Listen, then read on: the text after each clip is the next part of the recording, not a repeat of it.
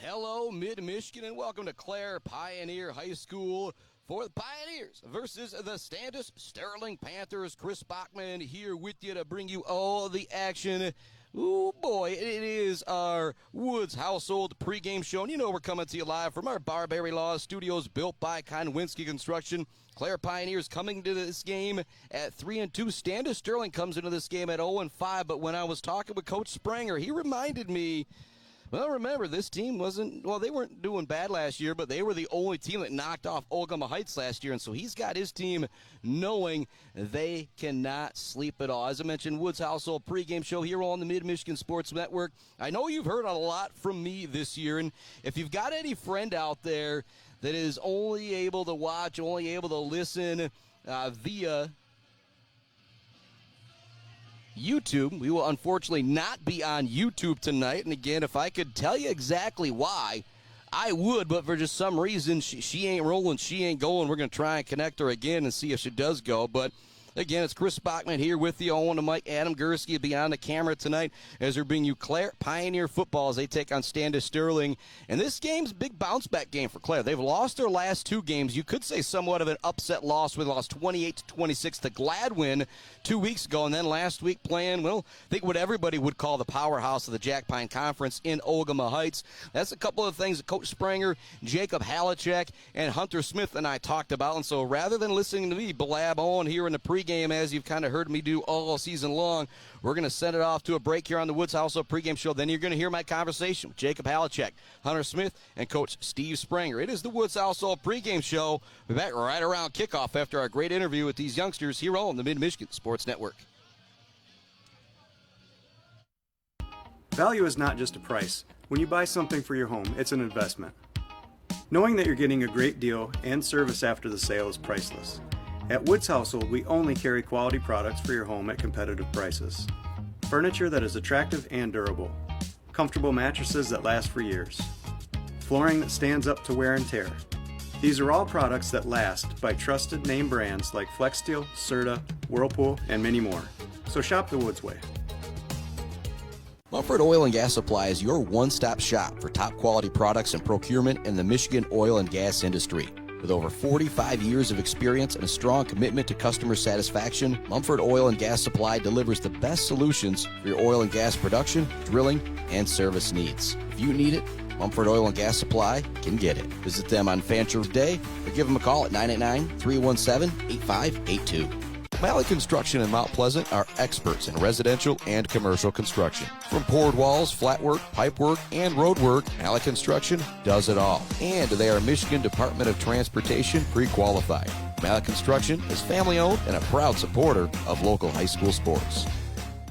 Bryce Updegraff with Pradium Realty, Robin Stressman and Associates thanks the coaches and officials who put in the time to help student athletes achieve their dreams and goals. For all of your real estate needs, the Bryce is right with Bryce Updegraff. With Pradium Realty, Robin Stressman and Associates, 989-620-6595. The Diner, where homemade favorites come to life every day for breakfast and lunch. From fluffy pancakes to savory sandwiches, The Diner has your cravings covered. Discover the perfect blend of comfort food and camaraderie at The Diner. Join them every Friday night till 7 for their famous fish fry. The Diner on North Mission, Mount Pleasant. Chris Bachman, Coach Spranger, Hunter Smith, Jacob Halachek hanging out in the turf room up here in Clare. Actually, I'm going to kind of have a different question here. Hunter, how nice has it been to have this turf room here recently? It's pretty nice, especially on like the bad days. We're coming here and practice and always working. Yeah. What about you, Jacob? Oh, it was really nice getting in here in the summer or in the winter, actually, and running routes and stuff with the guys. So in the summer, I imagine there's a few 90-degree days, too, as well, where you're like, you know what, guys, let's go over into the turf room as opposed to being outside in this just blazing heat. And for you, Coach Spranger, talk about how big this turf room has been. I mean, it's such a tremendous asset that we have and that our community was able to give us. I mean, everything out here at Brookwood Athletic Complex is all community raised, and we can't thank them enough. And it's just a tremendous kind of focal point for what a small town sporting community can do for schools. Yeah. Now I'm going to get into kind of some of the cheesy questions with you guys here. Hunter, what other sports do you play here at Clare? I played baseball a couple years, but that's pretty much it. Football is your main focus now? Yeah. What's your favorite part of football? Probably just all the Probably the family you make with it. And what about you, Jacob? What other sports do you play here? Track. I'm coming back to basketball this year, and then obviously football. All right, now what's your favorite sport? The team, and I think just the games in general. I just Yeah. love the intensity and the adrenaline of it. Yeah, football is your favorite, obviously. Yeah, for sure. I feel like I say if people, and you're pretty darn good out on track. How fast are you running what'd you run last year? I ran 11 flat, 11:02 in the 100-meter dash, and then I ran 22 low something. I forgot. How much does that make you smile, Coach, when you hear him say that? Well, can't teach speed. And now here at Clare High School, Jacob, what's your favorite class? Gym. Gym. Is there a reason why? Just get to use It's fun. I got athleticism. Spranger. You got Spranger? Yeah. What about you, Hunter?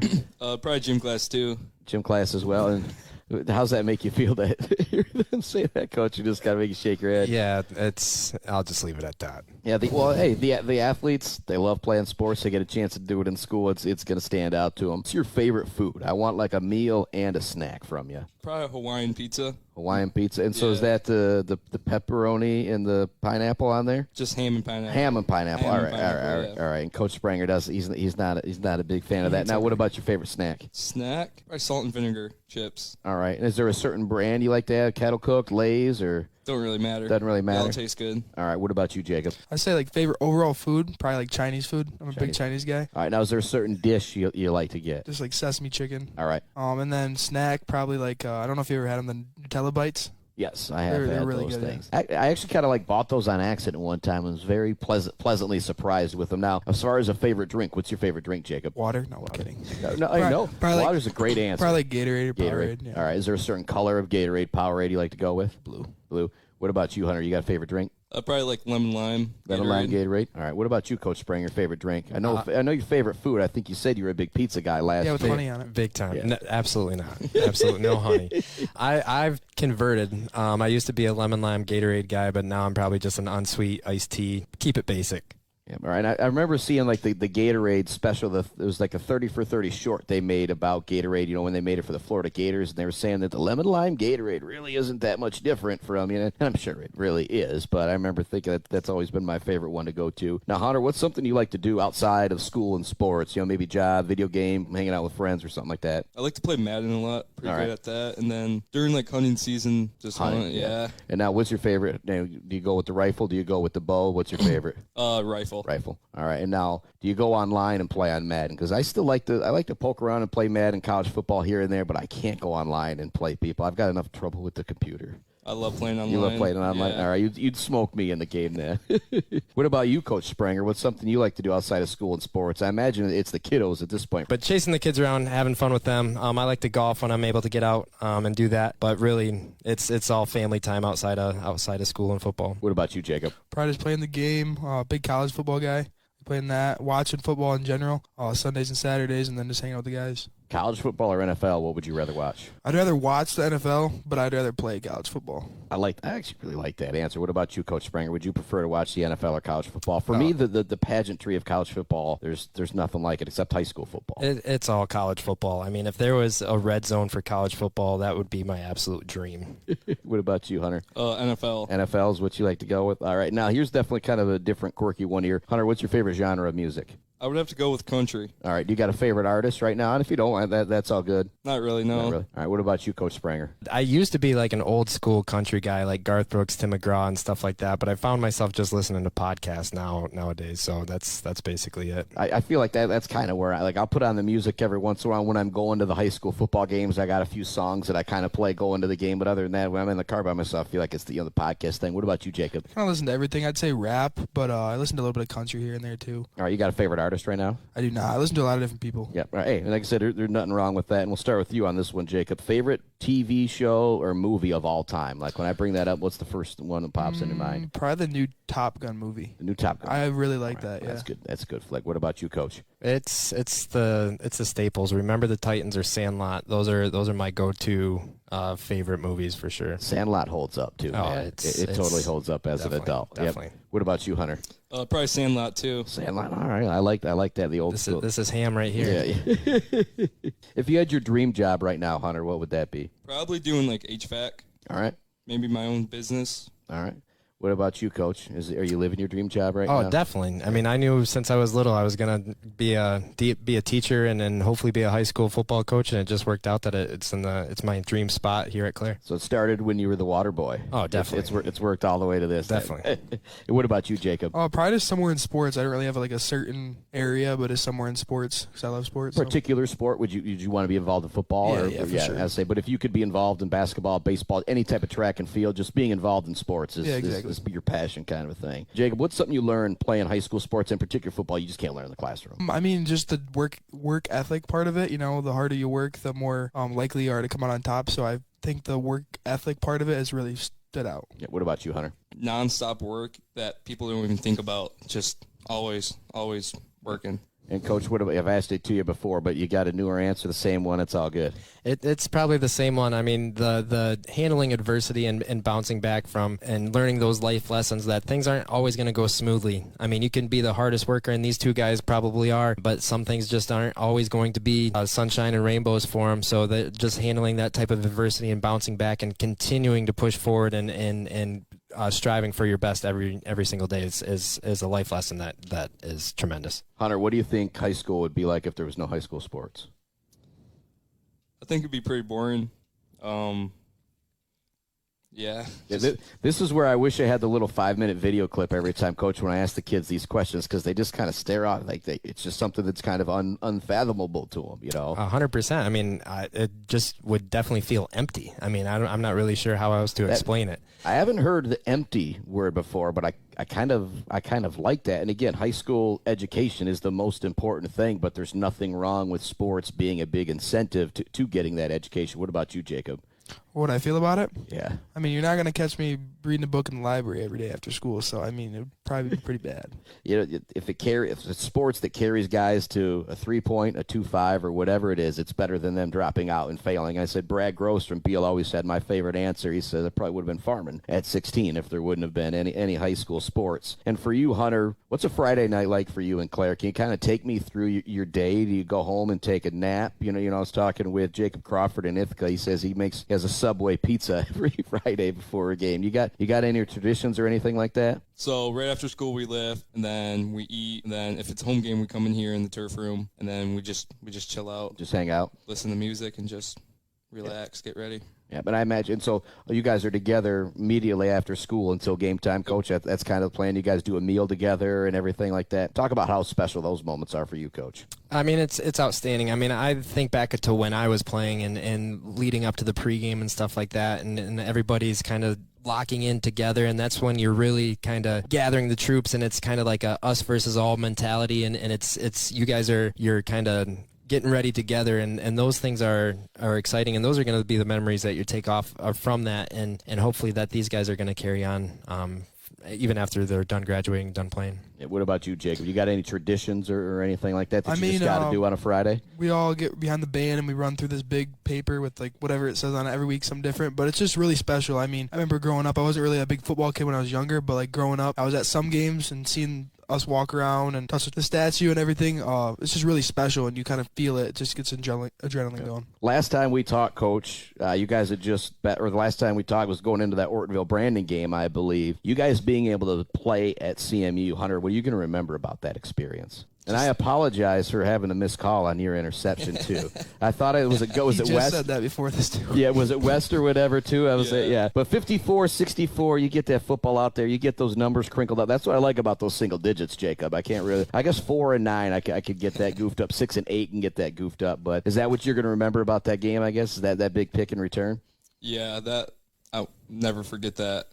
What was it like after that play? And obviously you were so close to getting into the end zone. But yeah, what was it like after that play with everybody coming up to you? And again, in that environment at CMU on that field, can you put that into words? Or like I said, is that just something that's always going to be? It was something so special, and just got the whole crowd right behind you just cheering your name and all that. It's just something really, really cool. Take me inside that play for you, Coach Spranger. Were you like charging down the sideline, pumping the fist kind of a thing in that moment? I was a little bit.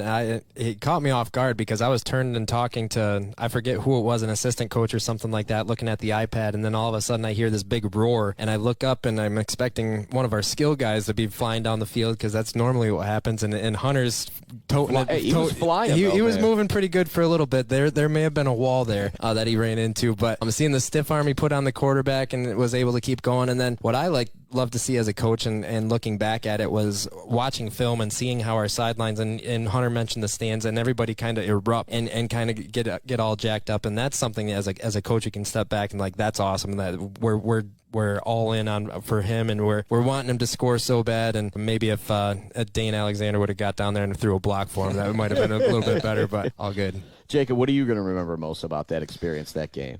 I mean, it was his pick. I was backside. I look up, he gets it, and he's running. So I start running on the field, and then he stiff arms the kid. And I'm not gonna lie, I stopped because I'm laughing so hard. Murray's in the sideline, our O-line coach, and he's just screaming, "Go, Hunter, go!" And I couldn't hold myself together. But it was really special playing there for sure. Yep. Did you? I think you caught a touchdown out there as well too. Yeah, third quarter. Yeah. Yep. What was that? Was it a little special because it was at CMU kind of thing, kind of like he was talking about? Yeah, of course, it's always going to be special playing in an environment like that. Was there something special? Did you guys get to go into the locker rooms or get to do anything in the Champion Center, or was it kind of there? And either way, still a cool experience. But like I say, I feel like that's something that would be really cool for you to be able to have the whole day there, kind of see how their team gets around for a game or whatever. Maybe something in the future. We'll get that started right now. And you guys blasted Bullock Creek 62-28. I just saw them last week play Shepherd 35-34, really close. I was pretty darn surprised how good they were. How did things work out so well for you guys? We'll start with you, Coach. Actually, towards the beginning, we really needed to lock in. They're a big physical team, and they were kind of putting it at us for a little bit, and just seeing the guys be able to handle that and weather the storm, and they were coming into the game 3-0, same as us, and so they were kind of using it as a measuring stick, and so we knew that they were going to come in ready to play, and we talked about we had to weather the storm, and they did that, and then the end of the second quarter and really the third quarter and how we were able to adjust at halftime and we came out flying. And that was really, really awesome to see. And we were able to get a special teams touchdown from Jacob Halachek's kickoff return. So that was awesome. And the defense really started to lock in and shut down and completely take control of the game. All right, I'm going to ask you this, Jacob. Better running for a touchdown, catching a touchdown, or running back a kick or a punt? Depends on how deep it is, but I'd say catching one. Catching one? Yeah. All right. Now, Hunter, going to that Bullock Creek game, what do you remember most about that? We're all locked in as a team. We're ready to go and just play for each other. Yep. And now, I'm sorry, but I got to bring up the last couple weeks, in particular Gladwin, 28-26. How did that game end in particular, Coach? We were fighting. I mean, we were battling.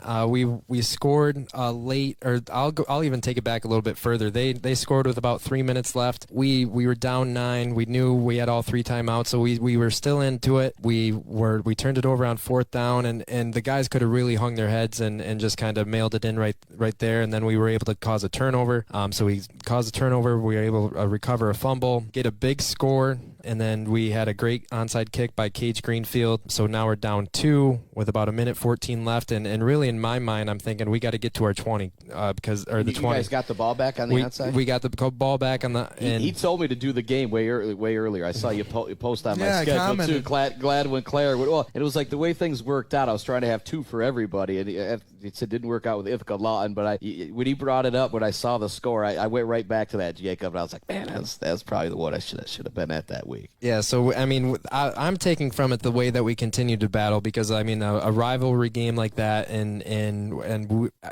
everything that's surrounding that type of game, and we could have mailed it in a couple times and just kind of quit, and they kept battling, and in reality we just ran out of time there.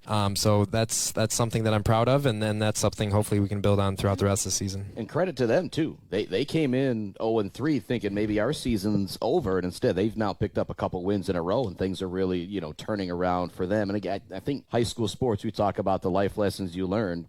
This with a group of Gladwin kids, because of the couple wins they picked up, kind of never give up attitude. I feel like will go forward into life.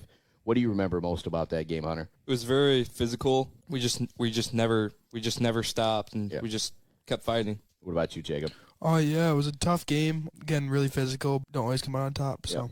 And now, how much more fun, except even though you guys didn't come out on top, but in the moment, how much more fun is that game compared to a blowout, Jacob? Oh, it's a lot more fun. Obviously, you don't practice every week. You don't practice all summer to go and just blow out teams every single week. You want to be there. You want to compete. You want to play good teams. So obviously, it's really nice. What about you, Hunter? What was the question again? Sorry. How much more fun is that game than a blowout win? Like I said, even though you guys didn't come out on top, like in the moment, that competition, there's nothing else like it is there. Yeah, there's really nothing. We showed what we had, and we really just tried, and all the hard work over the summer just paid off. Just working. And I know you guys can't look ahead, but I'm kind of doing the old baby with the double ultra local for me next week with Shepherd Clare, and we'll talk next week again, Coach. But you guys have Standish coming in this week, and very similar to Gladwin. I imagine you guys see that 0-5 and say, I don't care what that record is. We've got a Jack Pine 1 team coming in here, and they're going to be solid, right, Coach? 100%. I mean, this is a team that went into Ogama, who was the division champs last year, and beat them on their home turf last year. So, I mean, this coaching staff is experienced. They're going to have their guys ready, and they're a notoriously physical football team. So we have to make sure that we're ready to play. And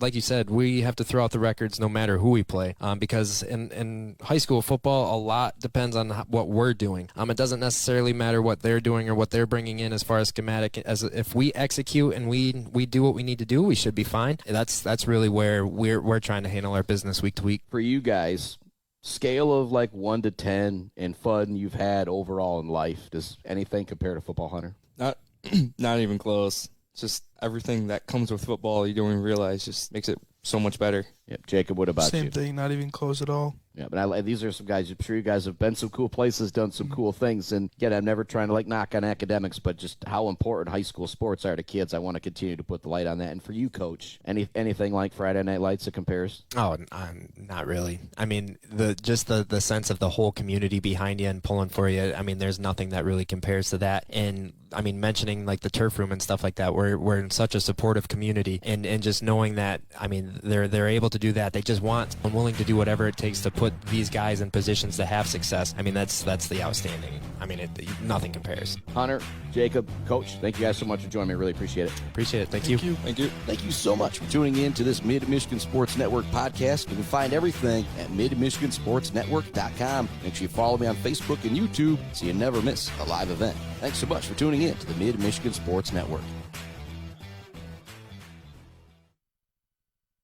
Jenna Gates. And Kyle Gates here. We are the 5th generation with Gates Drilling and Service. We've been serving our friends and neighbors in Michigan since 1893. We have the latest and greatest well drilling technology, allowing us to put in wells where others can't. Lake lots and tight spaces are no problem. From our family to yours, thank you, and call at 989-772-7841 for all your well drilling and service needs. Gates Drilling and Service, where Gates goes, water flows.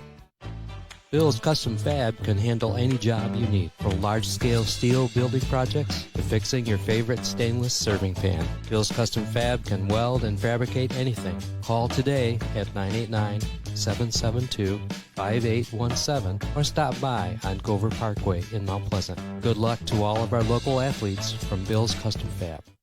The Bird in downtown Mount Pleasant, open every day but Sunday for lunch and dinner. Delicious pizza, the world-famous Bird Burger, handcrafted, fresh-baked subs, many apps, and much more. There's something for everyone at The Bird in downtown Mount Pleasant, where friends gather like family. The Bird, supporting high school sports in mid-Michigan for nearly 100 years. Yeah, I had to cut that break a little short because we did not want to miss kickoff. Plan was to go on 6:30 today. It ended up being a little bit later as we're trying to get things going on YouTube and Facebook, but it's just a Facebook broadcast tonight. So if you know anybody that only watches on that YouTube, make sure to tell them, well, maybe this is the time to get Facebook or watch it with somebody. Great play by the Pioneers on the kickoff. Immediately down there is a Brody Allen. Nowhere for the returner, Jay Roper, to go. Standish Sterling comes into this game at 0-5. Clare comes into this game at 3-2. Clare's 2 losses came in the last 2 weeks to 2 solid teams, Gladwin and Ogama Heights. Gladwin, another monster game today as they take on the Shepherd Blue Jays in Shepherd. We'll have updates from that action. It's going to be an I formation look for the Panthers of Standish Sterling here on the first play of the game. Handoff right up the middle of the fullback, trying to find some room for ball carrier. Not going to be a whole lot there. Really nice job fighting forward by the ball carrier, Noah Greta. It's going to pick up 5 yards on the play, and so nice job by Standish Sterling there on their first play of the game. We saw them earlier versus Shepherd. Shepherd absolutely dominated that game, winning 37-0 over the Panthers. As I said, they come in at 0-5 on the year, but the schedule they've played has just been an absolute dog race. Pistol formation. Shane's trying to get to the outside. He's going to pitch it to Riley Blanchard. He's going to bowl over Halachek. Halachek does bring him down, but a nice physical play from the running back there, Riley Blanchard.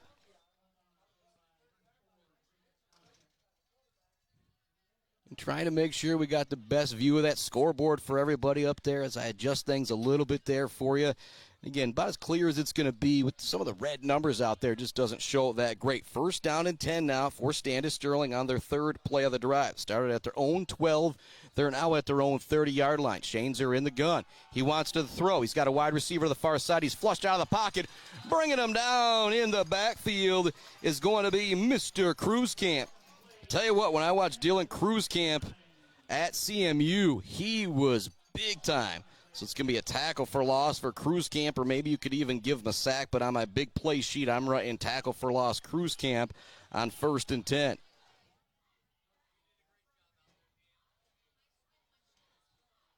Back up in the shotgun is Shanezer. He's got 3 wide receivers to the near side. Handoff is to the big running back, Riley Blanchard. He's got room off to the far side of the field. He's going to be brought down at the 38-yard line. Be a solid pickup, especially considering that they lost yardage on first down. It'll now be 3rd and very manageable here for Standish Sterling. You know, we're coming to you from the Barberry Law Studios, built by Konwinski Construction. We'll have your Gates Drilling and Service halftime show coming up all 8 game long. We talk about the Bills' custom fabrication of the game. Post-game show brought to you by the Bird All-American Grill. Score updates brought to you by Brad Malley Weldering, Malley Construction, and Clark Modular Homes. Handoff fake up the middle. Now they go to the deep back Blanchard. He's got first down yardage for Standish Sterling. A very different looking Standish Sterling team than we saw back in week 3 versus Shepherd. They're lining up in the I formation. They're running right at Clare, and it's working so far here on this drive. They've ran 5 plays. They've picked up 2 first downs. They even faced a 2nd down and long after a big Cruzcamp tackle in the backfield. It's Chris Spotman on the mic. Buddy Adam Gursky on the camera, bringing some Clare Pioneer football as they take on Standish Sterling. Blanchard, the deep back, gets the handoff once again. Cruzcamp is there to help bring down the ball carrier along with Cooper Wysend. Starters for this Clare Pioneer defense. Across that defensive line, you've got Cage Greenfield, Cooper Wysend, Hunter Smith, and Dylan Cruzcamp. Linebackers, Mason Heinz, Brennan Burton, Gunnar West, and Luke Galvasi. Defensive backfield, Conan Weeks, Jacob Halachek, and Talon Hurd. You'll also hear the names Parker Smith, Donovan Hoogerhide, Nick Sabish, and Andrew Moreno in there as well for the Pioneers. 2nd down and 9 for the Panthers. They want to throw. Flushed out of the pocket is Shanezer to the far side. Giving chase is Hunter Smith. He's going to be brought down near the original line of scrimmage. See where they spot the football. They'll give him a little bit there. 8th play of the drive coming up for Standish. Actually, it's going to be 3rd and 9. They didn't give him anything there. I think just the chain guy had to move out of the way a little bit. It'll turn into a loss there on the play. Excellent job by the Clare defense kind of stringing everything out to the far side of that field. 3rd down and 11 play. If you're Standish, you pick up 5 or 6 here, you could go for it on 4th down. It's going to be a run all the way for Shanezer. In the backfield immediately to get a hold of him is going to be Brody Allen. He gets away from Allen, but here comes a host of Pioneers to bring down the ball carrier. We have a very late flag coming in. Watch out. Hopefully this is not against the hometown Pioneers here. Waiting to see what the call is from the White Hat. It will be a personal foul going against Clare, and so that'll give them an automatic first down on what would have been a 4th down and 13-14 here. Oh, boy. Big-time mistake there for the Pioneers with that penalty. And it was obviously some type of late push, late shove or something like that to give the Standish Sterling Panthers free yardage. And still waiting for the officials here to start marking things off. And there does that Clare defense move back. And so that will give Standish Sterling another first down. Although this one comes via the penalty, the Panthers on this drive have ran 8 plays. They have picked up 3 first downs that started at their own 12-yard line. They have marched into Clare Pioneer territory. They've covered a whole lot of real estate out there.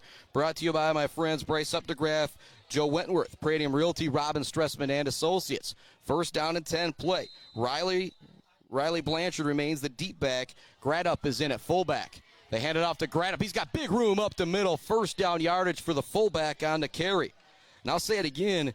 This is a very different looking Standish Sterling team than we saw against the Shepherd Blue Jays. They tried running it at Shepherd. Shepherd was strong up the middle. They are having success here on this first drive. That was their fourth first down. This is play number 10 of the drive coming up here. 8:53 left to go here in quarter number 1. As Standish Sterling is marching down the field. Handoff up the middle. It's a fake action, and then they go to Blanchard. He's going to be slung down, but the big tailback is still going to pick up 4 or 5 on the ground. And we saw Blanchard playing tight end earlier against the Shepherd Blue Jays. Now they've got him at running back, and oh boy, he looks like an absolute beast back there carrying the football. He is going to be the man to stop, it looks like, for Clare tonight. And coming into this game, this could be his first game back there at tailback, so maybe something the Pioneers were not ready for. Play 11 of the drive coming up here, second down and 5. Blanchard's met in the backfield. He gets away from one guy, not getting away from big Gunner West out there. That'll bring up third down here. This is play number 12 of the drive coming up. It's going to bring up third down and 3.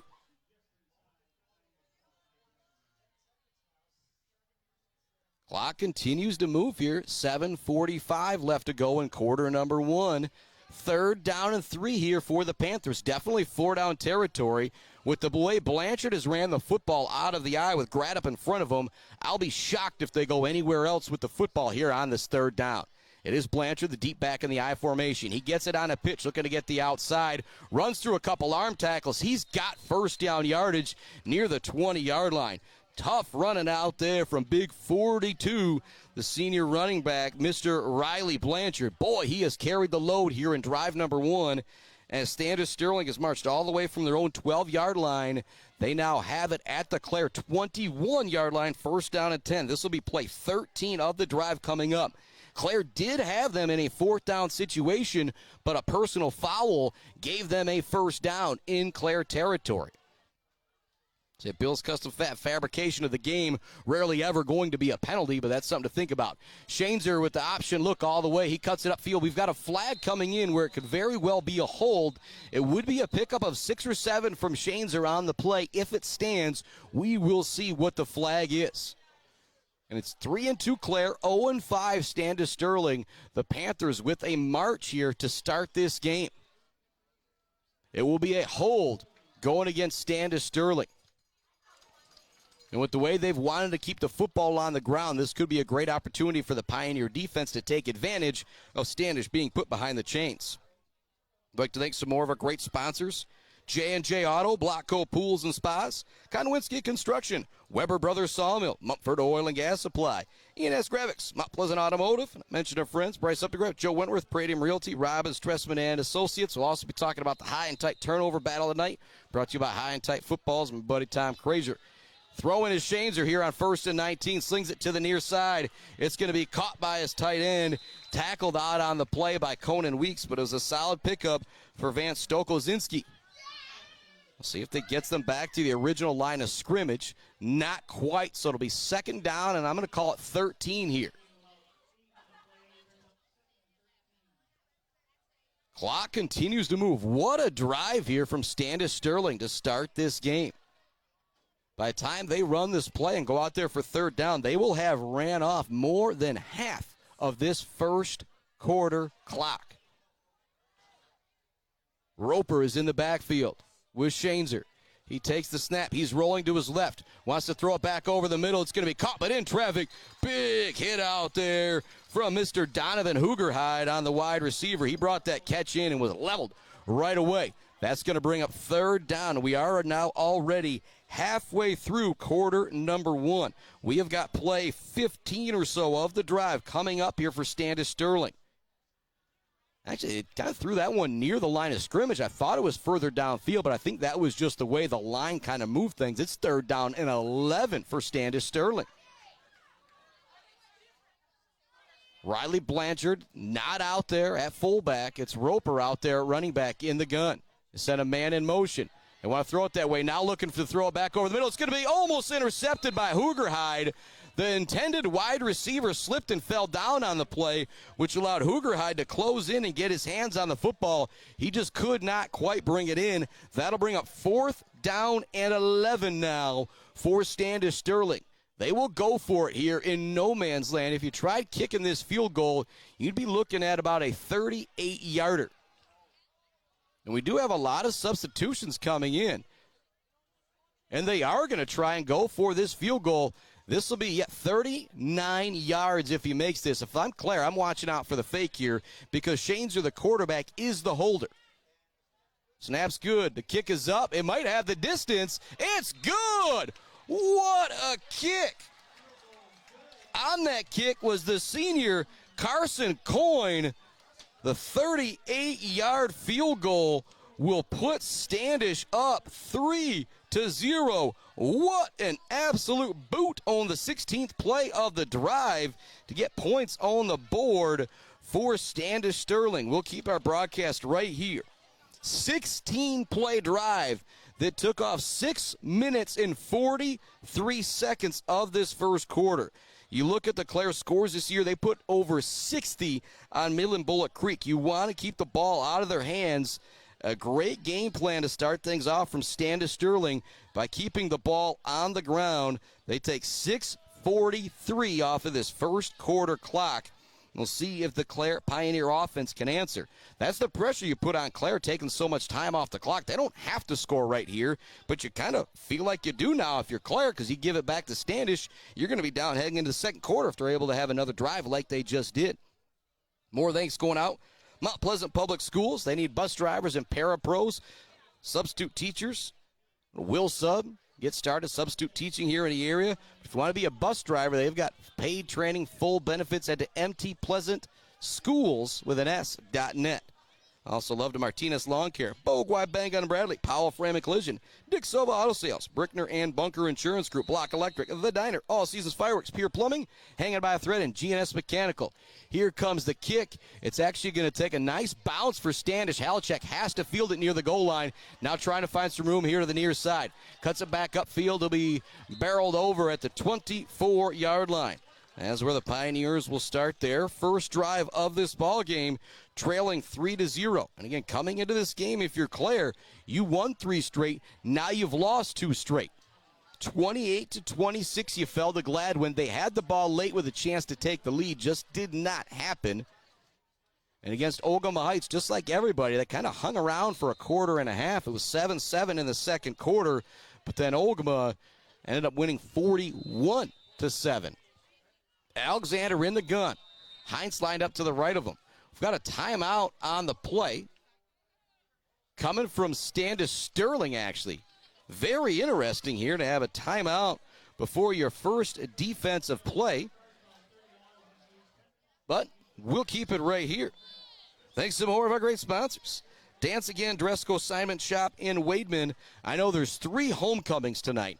Beale City's homecoming, Shepherd's homecoming, and Sacred Heart Academy's homecoming. So all those homecoming dresses, I hope they're coming from Dance Again Dress Consignment Shop in Wademan. And for the winter ball, the snowball, she has got those dresses as well. And you know, prom is going to be here before you know it. I also loved Isabella Community Sportsplex, Mount Pleasant Heating and AC, Smith & Sons, the Beale City Village Store, Sydney's Judge's Bench, Dog Central, Barry Funeral Home, Boomer's Lawn Care, Doozy's Ice Cream Place, almost up north, and Stitches for Britches, your Clare Pioneer Gear headquarters, Gross Farms, Brad Gross Electric, Schaefer's Bait and Sporting Goods, the Fisher Companies, and Kenneth Egger at DDS.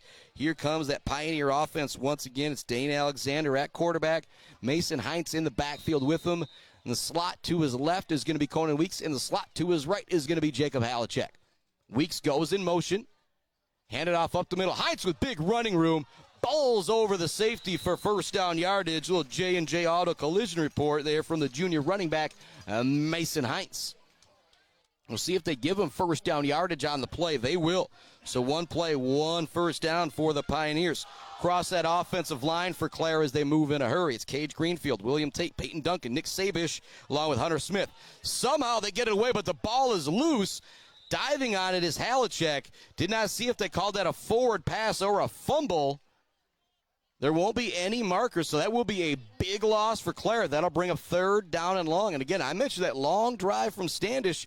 Now, if you're Clare, it's 3rd down and a mile. You already trail at 3-0 with 4:30 left to go here in quarter. Actually, pardon me, that's right. It's going to be 2nd down because of the big 1st down run there from Heinz. That's my bad. 2nd down and long for Clare. Alexander in the gun. 4 wide. 2 split here to the near side. 2 split to the far side. Weeks goes in motion once again. He'll get the handoff, trying to get that edge. Gets a nice block from Halachek. He's got 1st down yardage. Turns on the Jets across the 50. What an explosion of speed there from Mr. Conan Weeks. Weeks with a big run on 2nd down and long. 1st down for Clare. Think about how big that was. Get into Standish territory. We've now got a flag coming, and they didn't get the chain set. Well, actually, it'll be an offsides against Standish. If you're Clare, they move so fast, I thought the officials were going to say, you've at least got to let the chains get set before you can keep rolling. But that'll now be 1st down and 5 for Clare. They've ran 3 plays. They've picked up 2 first downs. They started at their own 24. They are now at the Standish 34, covering a lot of ground in a hurry. Receiver here to the near side. Split out wide is Brody Allen. Split inside is Conan Weeks. Halachek now goes in motion. He'll get the handoff on the jet sweep. Nice block from the running back, Mason Heinz. Now he turns it inside at the 20. Spin move to the 15-yard line. What a run there from Jacob Halachek. That's now 4 plays and 3 first downs for Clare on this march towards the end zone. Clock stopped now for a moment. 3:58 left to go in our first quarter. And where it took 6:43 for Standish to get the field goal, it's looking like Clare might head into the end zone a lot quicker than that if they keep moving it like they are right now.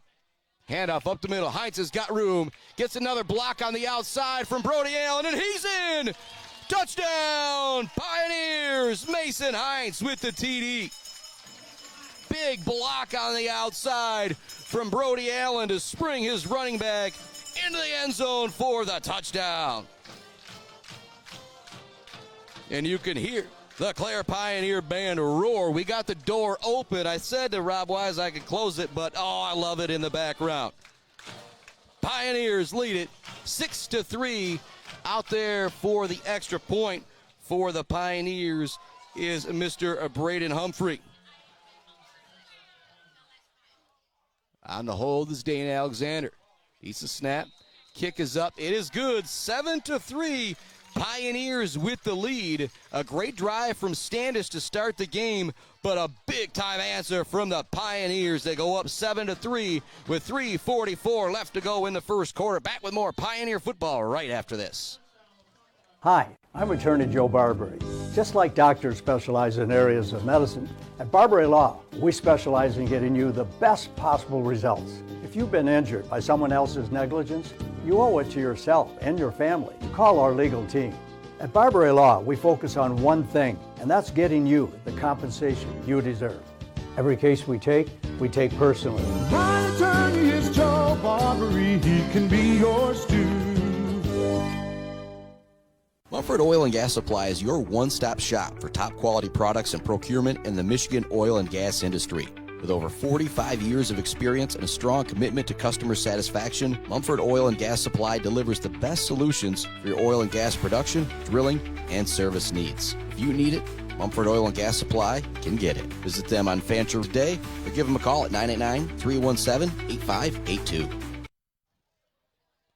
Welcome back to it here on the Mid-Michigan Sports Network in our Barbary Law Studios, built by Konwinski Construction. Big touchdown run from Mason Heinz to put the Pioneers up 7-3 with 3:44 left to go in quarter number one. Roper looking for some room on the return. He's going to be brought down at the 30-yard line. Luke Galvesi coming up out of that pile. Very, very excited about making the special teams tackle. So Standish Sterling, their drive lasted 6 minutes, 43 seconds. They ended up with a 38-yard field goal. That drive started at the 12. This one a little bit better field position starting at their own 30. But again, it took them 16 plays, 6:43 Where, again, I'm just guessing, but about a minute 40 or so for Clare on their touchdown drive. We've got 3:39 left to go in quarter number one. Pistol look once again for Shaneser, the big running back, Riley Blanchard, out there with them. Got a flag coming in. It's going to be a false start. And this is the situation that I thought really would have hurt Standish Sterling on their original drive. They got put behind the chains, but ended up being a big-time field goal out there from Carson Coyne from 38 yards. If you were Standish and you had that long drive and came up with nothing, it would have been very unfulfilling. You get that long field goal, sometimes that pumps up high school team, not more than a touchdown, but you just don't see 38-yard field goals very often. First down and 15 for Shaneser. Option look to the far side of the field. He pitches it to Riley Blanchard. Blanchard makes a couple guys miss. He's going to be tackled near the original line of scrimmage. It'll be second down and long for Shaneser and the crew from Standish Sterling. Talk about this Clare defense once again across that line. It's Greenfield, Wysend, Smith, and Cruzcamp. The linebackers, Heinz, Burton, West, and Galvesi. Defensive backfield, Weeks, Halachek, and Talon Hurd. Again, you hear a lot of substitutions coming in, like Parker Smith, Donovan Hoogerhide, Nick Sabish, and Andrew Moreno. Second down and 11 now for Standish. A lot of guys at the line of scrimmage for Clare. They fake the handoff. They want to throw. Shaneser's got to run this one. Gunnar West giving chase. He'll push him out of bounds to make it third down and 4, maybe 5, depending on the spot. Nice hustle from Gunnar West in his linebacker position to chase down the very speedy quarterback, Shaneser.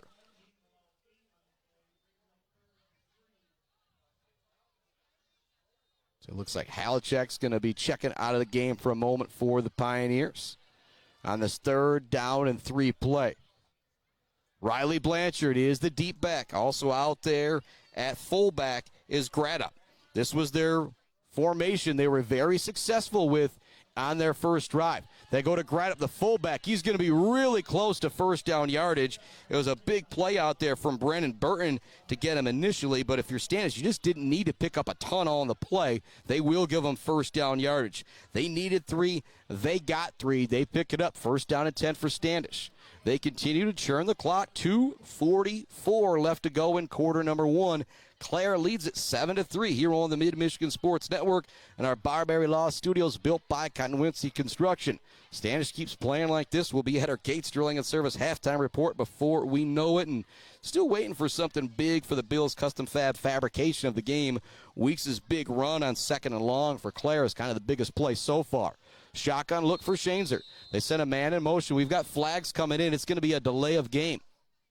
And when you're here at Clare, that's kind of a big no-no because you have got the play clocks really big on each side of the end zone. So when you're the quarterback, you're coming out of that huddle, you see it, and you see it very clearly. This will be the second first down and 15 that Standish has faced on this drive. They were able to pick it up on their first series of downs. Let's see what happens here on this one. And Clare, as I mentioned, is 3-2. Sacred Heart 2-3. Shepherd is 4-1. Then Beale City, Mount Pleasant, and Ithaca are all 5-0. We could be headed for an 8-0 showdown in Week 9 with Ithaca and Beale City. Overthrown, intercepted by Parker Smith at the 50. What a catch as he went up to get that one like a wide receiver. He's pushed out of bounds at the Standish 25-yard line. Parker Smith with the INT to put the Pioneers in business. First big change of momentum we have had in this game as Standish had been able to move the ball with some success, but now Clare takes over deep in Standish Sterling territory at the Standish 25-yard line. The rare going under center is Dane Alexander. He will go under center. They send Heinz in motion, essentially an empty set here. They fake it one way. Now they throw it here to the near side to Halachek on a little screen. He's going to get down to the 14-yard line, or 16-yard line, pardon me, before he is pushed out of bounds. So if you're the coaches from Clare, I think that was something that you saw from Standish Sterling in film, because usually all we see the Pioneers come out in the gun, but they send that man in motion to get the extra guy over there. Mason Heinz throws a nice block for Jacob Halachek, and it's an easy completion in 10 yards.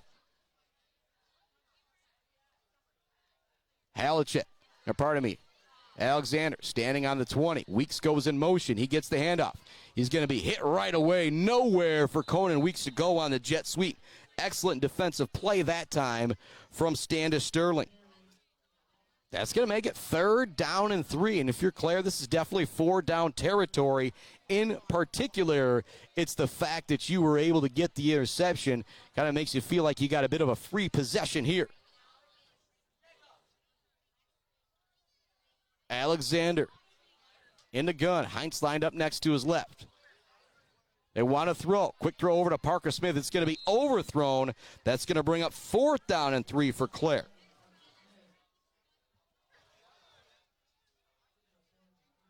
Clare looking to the sideline for the play. There was no hesitation here from Coach Spranger and the coaching staff. They're going to go for this 4th down and 3.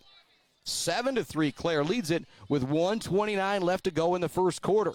They've got it at the Standish Sterling 18-yard line. 4th down and 3. In the gun is Dane Alexander. He's definitely a threat to run it in this situation. As I say that, he does pour it up the middle. He's going to be close to 1st down yardage. He will pick it up, though. One of those plays that actually makes the broadcaster feel smart when I bring up that he can run the football, and then he does run it for the 1st down. Actually waiting for the spot. It looked like from me he had it, but as I say, the best seat, the best view in the house brought to you by Woods Household Appliance. It's always those officials out there, and we now will have a timeout to come out and measure. This is a big, big deal right here. We've got 1:26 left to go in our first quarter. Clare, off the Parker Smith interception, has it deep in Standish Sterling territory, but Standish looking to turn away the Pioneers on 4th down. It is going to be very, very close. They needed to get to the 15-yard line. The tip of the football is near the 15-yard line, and if we don't get blocked by the officials, my main man Adam Gursky, he's going to zoom right in on this measurement if he can, and we'll find out the drama together. It is going to be just short. Oh, my goodness. A turnover on downs is going to give it back to Standish. They, dodge a bullet there, I will say. And that was not the greatest spot out there for Mr. Dane Alexander on the quarterback run. But Standish is going to take over at their own 16-yard line. We've still got 1:26 left to go here in the first quarter. Maybe the first big momentum shift as Clare got the momentum kind of in there on their side wearing the green and white with the Smith interception. But now the turnover on downs is giving new life to Jay Roper and the crew, who's running to the far side of the field. He dives ahead across the 20-yard line. Nice job by Roper, just kind of diving his way forward to pick up an extra 3 yards there. So Gunnar West was chasing him down. If West is able to get a hold of him, he's going to sling him back. Instead, he just dives forward. Very smart play from the sophomore Jay Roper from Standish Sterling. Under a minute remaining here in quarter number 1. Shotgun look for Standish Sterling. One running back in the back. You can call it a pistol or a shotgun, whichever you would like. They do hand it off to Roper. He finds some room to the outside. He's got 1st down yardage before he is forced out of bounds. Nice play there from Jay Roper. I'll say it again. Set it on their first drive. This does not look like the same Standish Sterling team that we saw against the Shepherd Blue Jays. I think some of that speaks to how strong Shepherd is up front. I think some of that speaks to the Standish Sterling coaching staff continuing to improve this team, making some adjustments. As there is 44 seconds left to go in quarter number 1. Standish has it 1st down and 10. They trail 7-3. Pistol look or shotgun look for Roper and Shanezer once again. Roper gets the handoff. He has to cut it back immediately to the far side of the field. He's going to be slung down out of bounds by Donovan Hoogerhide. See where they give him the spot. Won't be much of a gain there, but it was positive yardage picked up, maybe a yard or 2. 39 seconds left on the first quarter clock here. It'll be 2nd down and 8 coming up for Standish. Moreno out there with Parker Smith at safety right now. You got the officials stopping the play here for a moment. Waiting to see exactly what's going on here. Standish coaches. Now Riley Blanchard coming back into the game very, very late. Play clock is stopped. If you're Coach Springer, Coach Haggart, and the crew, you don't want to give extra time for 42 to get back into the game. Second down play. Shotgun look for Shanezer. He fakes the handoff to Blanchard. Now wants to throw it over the middle. It's going to be caught, but receiver's going to be hit right away by Gunnar West. That was Stoko Zinski on the catch there. Just kind of a little toss-up there from Shanezer. Didn't really have a whole lot on that throw, letting his big man go up and make the catch. It's going to bring up 3rd down and 5 for Standish. Clock continues to move. We have 15 seconds left to go in the first quarter. I don't know if we will see Standish run another play here. And if you're Standish coming in at 0-5, coming out of the first quarter, trailing 7-3, maybe not all that bad if you are Standish Sterling. There's no time on the clock. They head up to the line of scrimmage. That will do it for the end of the first quarter. As you may have heard the start of that break from our main man, Brian Weifrich, and the crew, we will hear from Weifrich Financial and our friends and be back with the second quarter right after this. Clare Pioneer Football on Facebook on the Mid-Michigan Sports Network. Know anybody with that YouTube? If I could tell you why I wasn't on YouTube, I would. We'll get that figured out before next week. We'll be back with the second quarter right after this. Weifrich Financial knows it can be incredibly overwhelming to navigate the world of financial planning. With trusted guidance and easy-to-understand advice, you can feel comfortable in your financial future with Weifrich Financial. Weifrich Financial assists people in all stages of life with a specialization in retirement and investment planning. Experience the power of working with an advisor dedicated to your success. Visit WeifrichFinancial.com. Visit them in downtown Mount Pleasant. Call or text 989-953-7888. Weifrich Financial, member SIPC.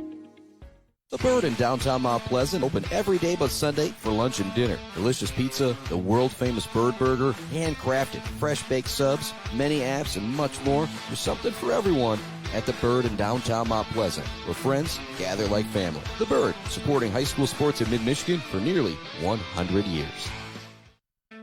Let's head back to the action on the Mid-Michigan Sports Network. Start of the second quarter here on the Mid-Michigan Sports Network in our Barbary Law Studios, built by Konwinski Construction. Still haven't checked in on any scores. We will in a moment. Brad Malley Well Drilling, Malley Construction, and Clark Modular Homes. Start of the second quarter, 7-3. Standish Sterling has a 3rd down and 5 at their own 34-yard line. Standish had a 4th down. It would have been 4th down, but it was a personal foul that gave them a 1st down. The next 4th down they faced, they kicked that 38-yard field goal. Let's see if they can pick this up here. Blanchard goes in motion. I expect him to go his way. It's thrown over the middle, intercepted by Mason Hines. Hines turns it upfield. He's got a chance to go to the house. Gets a big block from Burton. Actually, Burton and the grad up kind of bowl into each other and bowl into Hines, but it's going to be another INT. This one for Mason Hines. You start to think about that Zaid Batchelder baller of the game. Mason Hines now has a touchdown. He now has an interception for the Clare Pioneers as they take over. They've got it deep in Standish territory once again with 11:52 left to go in quarter number 2. They have got it at the Standish Sterling 11-yard line. Their last drive started at the Standish Sterling 25-yard line. They were turned away on 4th down. Run all the way for Alexander up the middle. Roper is there along with a couple other Standish Sterling Panthers to bring him down. Nice play by Roper. Also getting up out of that pile for Standish Sterling is going to be Marshall Cridler. And so Cridler and Roper kind of making the play there for Standish, both sophomores for this Panthers team. It'll be a 2-yard pickup or so for Dane Alexander.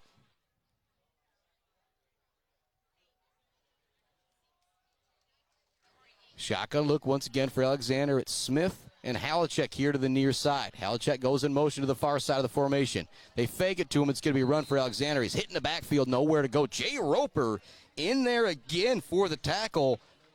The sophomore for Standish making nice back-to-back plays.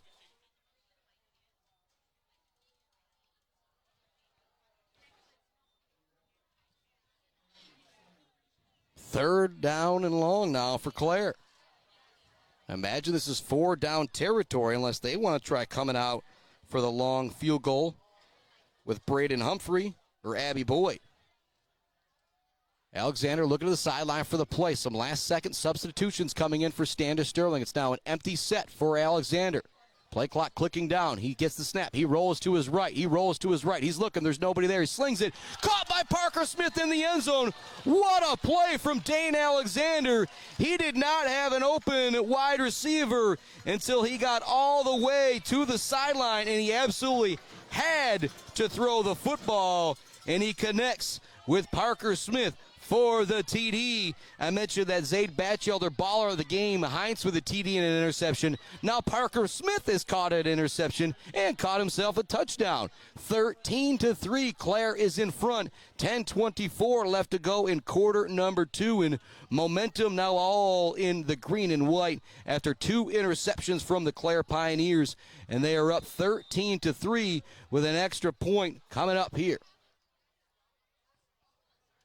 The kick is up, and it is good for Mr. Humphrey. 14-3 the score. 10:24 left to go in the second quarter. Clare with 2 big interceptions to have them in the lead. Well, not in the lead, but this is why they're up 14-3. Standish looked really good on that first drive. We will keep our broadcast right here for the moment. Thanks to more of our great sponsors like ENS Graphics, Mumford Oil and Gas Supply. Talk about the Mumford Oil and Gas Supply assist of the game. What a throw there from Dane Alexander.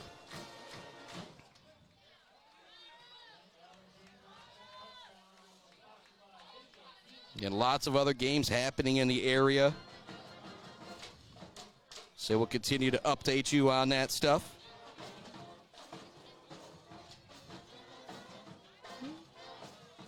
Sending out a couple texts right now around the air to see if we can get some of those updates. But this one is moving very, very fast. 10:24 left to go here in quarter number 2. The Pioneers lead it 14-3. Standish, their first drive, it went 16 plays for the field goal. Since then, it has been interception. And Shaneser, both throws have kind of just been toss-ups out there into no man's land, I will say. Here comes the kick from Humphrey. It's going to be a high one right down the middle of the field, fielded at the 16-yard line by Standish Sterling. A little bit of room up the middle for Joel Beller, the returner. He's going to be brought down at the 35-yard line. And if you're Standish, it doesn't have to happen here, but if you want to stay in this game, I feel like you at least need to drive the ball here, pick up a couple first downs. Clare will get the ball to start half number 2, and so you can't go down by any more than the 2 scores you're already down. But again, you don't necessarily have to score here. Maybe start playing that field position game. The one thing you can't do is turn it over again. Shaneser and Roper in the backfield. Riley Blanchard coming in at the very last moment. Going under center will be Shaneser.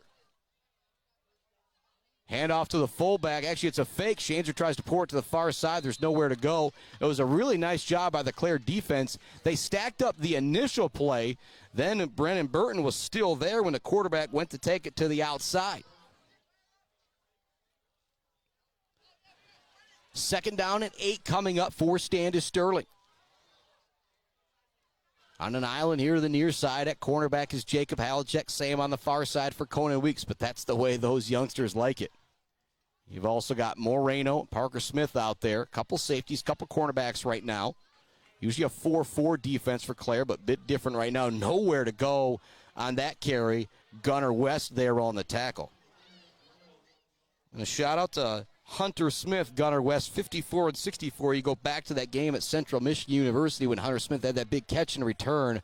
I thought I was looking at 54. It was 64. A shout out to him and Jacob Halachek. Gave me a little guff for that in our latest sit-down, our latest Let's Talk Football podcast. You go check that out on our SoundCloud page. Just scroll down a bit on the Facebook page, and you'll find it after this game. 3rd down and 6 now for Shaneser. Big play. If they don't pick it up here, they're going to have to punt it. He just loses the ball for a moment. Now he's caught in no man's land. Hunter Smith is there. Gunnar West is there. Slung down at the last second is the quarterback, and it's going to be a late flag coming in. Woo, that could be tough against Clare. This could be the second time Clare was going to force a 4th down, but Standish will get the first down via the personal foul penalty. And if my main man Brett Heibel was here, he would say, I don't know about that late whistle because you played till the end of the whistle. And so he's kind of slinging him down a little bit, and he didn't really sling him fast, but it will be a personal foul. And so a personal foul, first down, it would have been fourth down. That's the second time I'm writing that down on my big play chart with my drive sheet and my big play section here, I should say. And so they will mark off that yardage. And if you're Standish, I almost feel like that keeps you in the game here almost, because you're going to be facing a fourth down and maybe 13 or 14 after Shaneser mishandled the snap just a bit.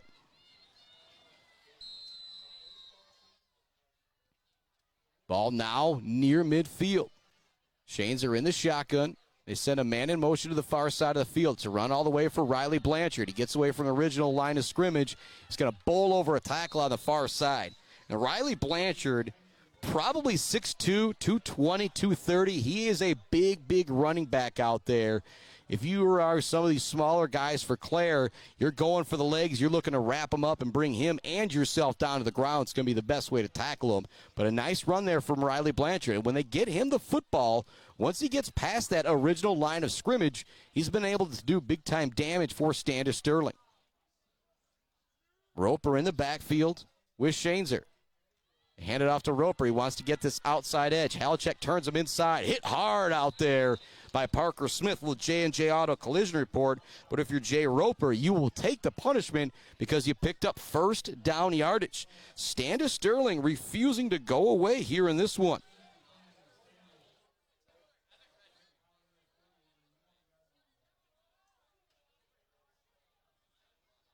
(14-3), Clare with the lead. First down and 10 for Standish. So we play number 6 of the drive. They had that big personal foul first down moments ago. Shotgun look for Shaneser and Blanchard. Pardon me, it's Roper. Shaneser's got to turn it up inside right away. Nowhere for him to go. Really nice tackle on the play from Dylan Kruskamp. Got play 7 of the drive coming up here. Second down and long for Standish Sterling. Again, big game going on for the Ithaca Yellow Jackets. 5-0 Ithaca. 5-0 Saginaw Valley Lutheran battling it out. Myself and Adam Gursky were possibly going to head over there, but weren't exactly sure about internet connection over there. Trying to work out everything to bring you the best quality broadcast we can. Big time play at the line of scrimmage. Nowhere for the quarterback to go. Getting up out of that pile was big Hunter Smith. Nowhere for Shaneser to go. It's going to bring up third down and 9. Smith will come off the field after making that big play.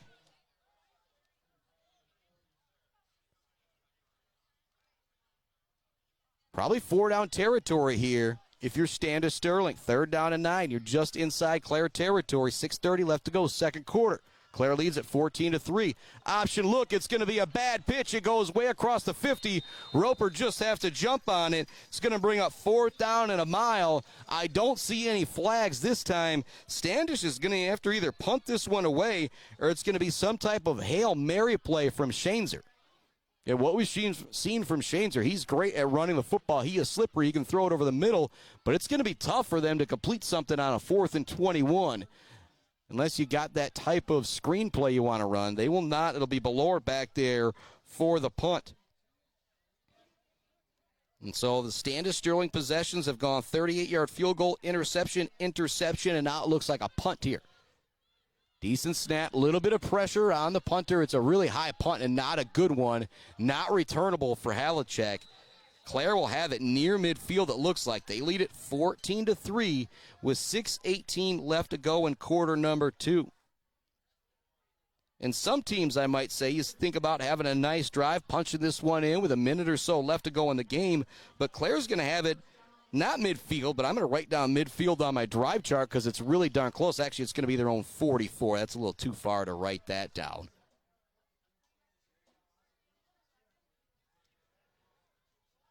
First down and 10. In the backfield with Mr. Alexander is Mason Hines. They've also got another running back off to the left as well. I believe that might be Hoogerhide. It will be. Handoff up to middle, the Heights. He's going to pick up 2 or 3 yards there. More love going out. Blockco pools and spas. Tell you what, this weather this week heating up like a Blockco jacuzzi. Holy moly, I've got a wedding in Detroit I'm officiating tomorrow. I think they're calling for 90 degrees around the time. It's going to be a sweaty one out there for your boy. Another shotgun, 2 running back look for Dane Alexander. Fakes the handoff. He wants to pour this one up the middle. He's going to be brought down right at midfield after a pickup of 2 or 3. It's going to bring up 3rd down and 5 for Clare. Clock continues to run. There's 5:40 left to go in quarter number 2. It's 14-3. Pioneers in front.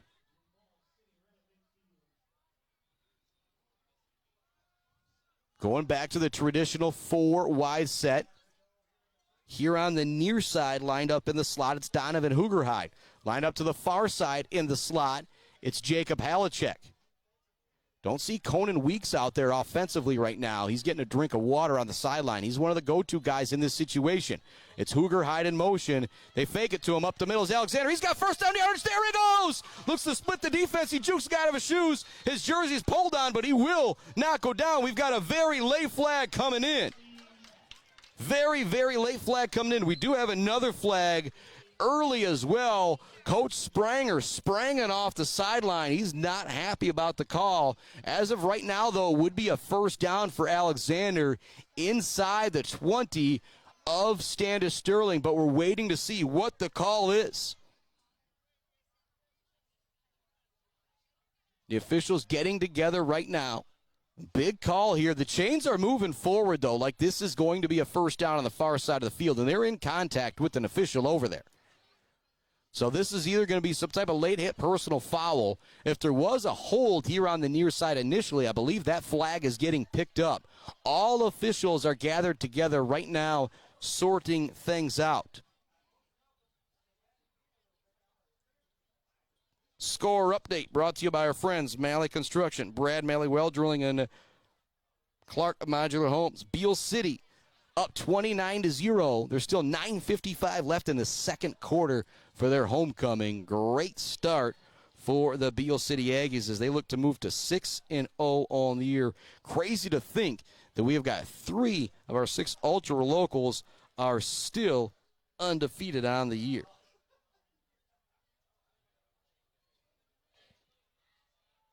Still waiting on the exact call here from the official.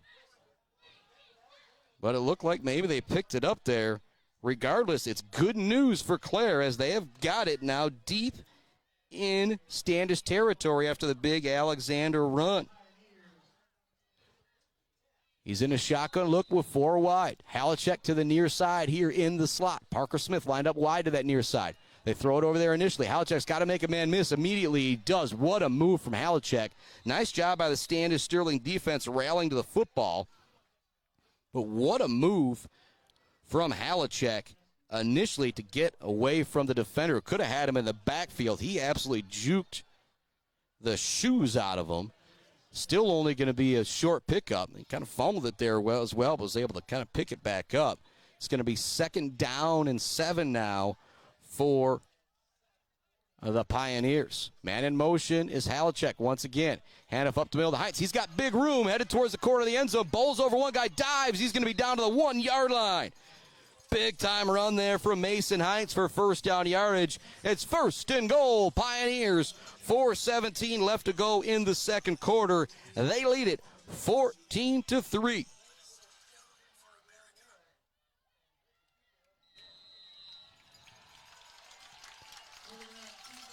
And it's going to be a touchdown as Alexander keeps it going into the end zone. I'll go back to the player of the game, Dane Alexander, now with 2 TDs, tossing one, running that one in. Out there for the extra point now is Mr. Braden Humphrey. Clare just took 5 plays. You go 56 yards there. Still 4:13 left to go in the quarter, just taking over 2 minutes off the clock. The extra point is up and good. It's 21-3. Pioneers with the lead.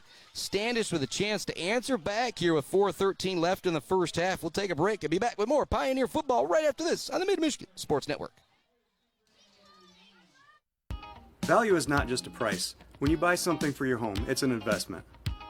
Knowing that you're getting a great deal and service after the sale is priceless. At Woods Household, we only carry quality products for your home at competitive prices. Furniture that is attractive and durable.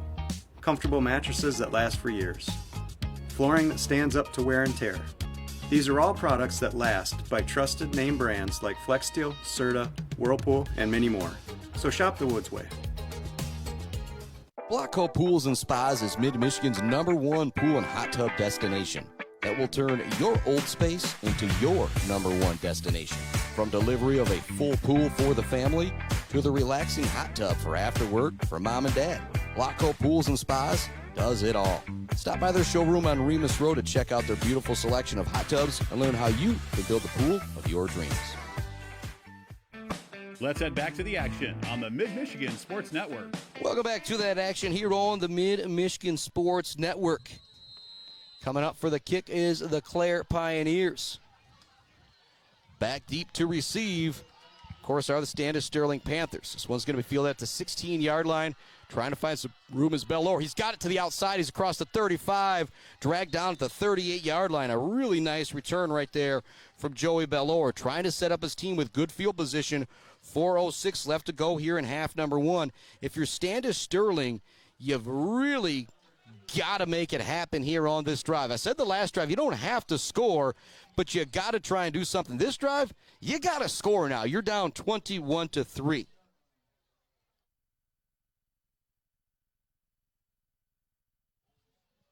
Our score, 4:06 left to go. It's 7-6 in Shepherd. The scoreboard not very clear on the NFHS network. Can't tell who's home, who's away. Nowhere for the ball carrier to go. What a play out there from Cage Greenfield in his defensive end position. It's going to be a loss or no gain on the play for Standish Sterling, starting this drive at their own 39-yard line. Their drives were 16 plays and a field goal, then 4 plays interception, 4 plays interception, 8 plays and a punt. Let's see how they do here on this drive. 2nd down and 9. Clare scored on every possession except for 1 turnover on downs.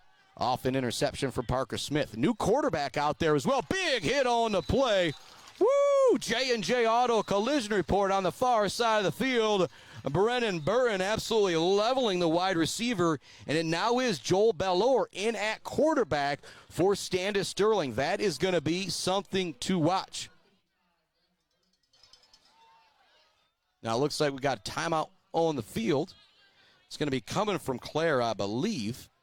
We'll keep our broadcast right here. And again, 7-6 in Shepherd with Shepherd and Gladwin. Couldn't exactly see the scoreboard very clearly there. We will send some updates to buddies in Shepherd, try and see if we can't figure out what's going on. Again, Beale City leads at 29-0. My main man, Jeremy Woodcock, is not at the Ithaca Saginaw Valley Lutheran game, so we'll get some updates on that at halftime if we can. But here, it's all Pioneers, baby. 21-3 is the score. Standish had a great game plan on their first drive. 3 yards and a cloud of dust. They were able to make it happen. They were helped out on a personal foul 1st down that would have made it 4th down and long. They ultimately got a 38-yard field goal. Then Clare went right down the field. It was like 5-6 plays, 76 yards. Weeks with a big run on a 2nd down and long. Mason Hines ultimately took it in for the touchdown. Then Standish had it at their own 30, picked up a 1st down through the INT. It was a great catch from Parker Smith in his safety position. Then Clare turned it over on downs. Then another interception for Clare. This time on offense, Clare went Alexandra Smith for the TD. As I say that, Bellore looking to go down the field. It's going to be incomplete on the throw. Back to kind of my drive recap here. Clare's 3rd drive started at the Standish Sterling 11-yard line. Alexander made a really great play. He was rolling out to the near sideline. There wasn't a receiver, was not a receiver. When he got to the sideline, he decided he was going to chuck it, connected with Parker Smith in the end zone. 4th down and long now for Standish Sterling. They're lining up to punt this one away. Still a lot of time left for Clare, too. A really smart time out there from Coach Springer. Then you get the incompletion. High snap on the punt. It's going to be a run all the way. Weeks has got to stop him. He won't be able to. It's first down yardage for Standish Sterling. What a decision from Bellore. He's going to go to the house. Oh, my goodness. Joel Bellore, the fake punt that fooled everybody but him. I don't even know if his team called that or just maybe the coach said, hey, if you see that opening, take it. He went up the far sideline, got turned back in right near the first down marker, and took it all the way to the house. What a run right there from Joel Bellore to keep his team in the game. You heard me say it moments ago. They had to score to win this game, or they had to score to stay in this game. They do score on the fourth down fake punt, 50-plus yard touchdown run. Holy moly, the momentum is now wearing the white and the gold cap. Again, if you're Clare, you still got the lead. And as I say that, though, they've still got the chains marked off at fourth down. It still says 21-3 on the scoreboard. I did not see a flag, but all the officials are together right now. Jacob Halachek is up off the field walking off. But again, they have not marked touchdown. It was an unbelievable run from Bellore. I almost don't want that to be taken away because of the individual effort. But I'm still waiting to see. It does look like they're now coming out there for the extra point.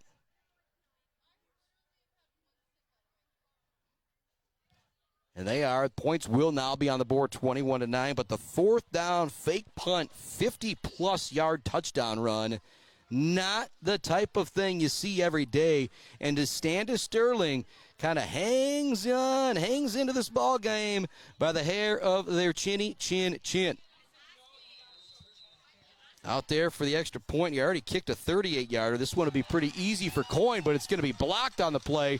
It looks like Brennan Burton with the block as we think about that. Zaid Batchelder, baller of the game. An odd score. It's 21-9. Yes, 21-9. 3:10 left to go until our Gates Drilling and Service halftime report. We'll be back with more Pioneer football right after this on the Mid-Michigan Sports Network. Brad Malley Well Drilling has proudly served Mid-Michigan since the early 1990s. We are family-owned with 3 licensed drillers and over 100 years of experience. We specialize in 5-inch PVC water wells and systems ranging from 2 to 12 inches. Every well we do includes a 5-year warranty and 1-year parts and labor guarantee. We are available 24/7, and you'll always talk to a real person. Call Brad Malley Well Drilling today for a free estimate. Trusted service, generation after generation. Clark Modular Homes in Mount Pleasant are a one-stop shop from the buy, the build, and beyond with their fantastic service department. Stop in to see their selection and purchase options today on Pickard Road or visit them online at modularhomesbyclark.com. Clark Modular Homes, supporting Mid-Michigan youth in and out of the classroom. Let's head back to the action on the Mid-Michigan Sports Network. Welcome back to that Mid-Michigan Sports Network. 21-9 our score after the amazing TD from Bellore. Taking it, 50-plus yards on the fake punt on fourth down and long. What a read right there from Bellore, and what an extra effort to get in the end zone. Also some great blocking for him downfield. 3:10 left to go, second quarter. What we've seen from this Pioneer offense, they still have plenty of time to score here. Halachek's going to let this one bounce into the end zone. A really nice kick there from Standish Sterling. 3:10 left to go here in half number one. Boy, how things just changed moments ago.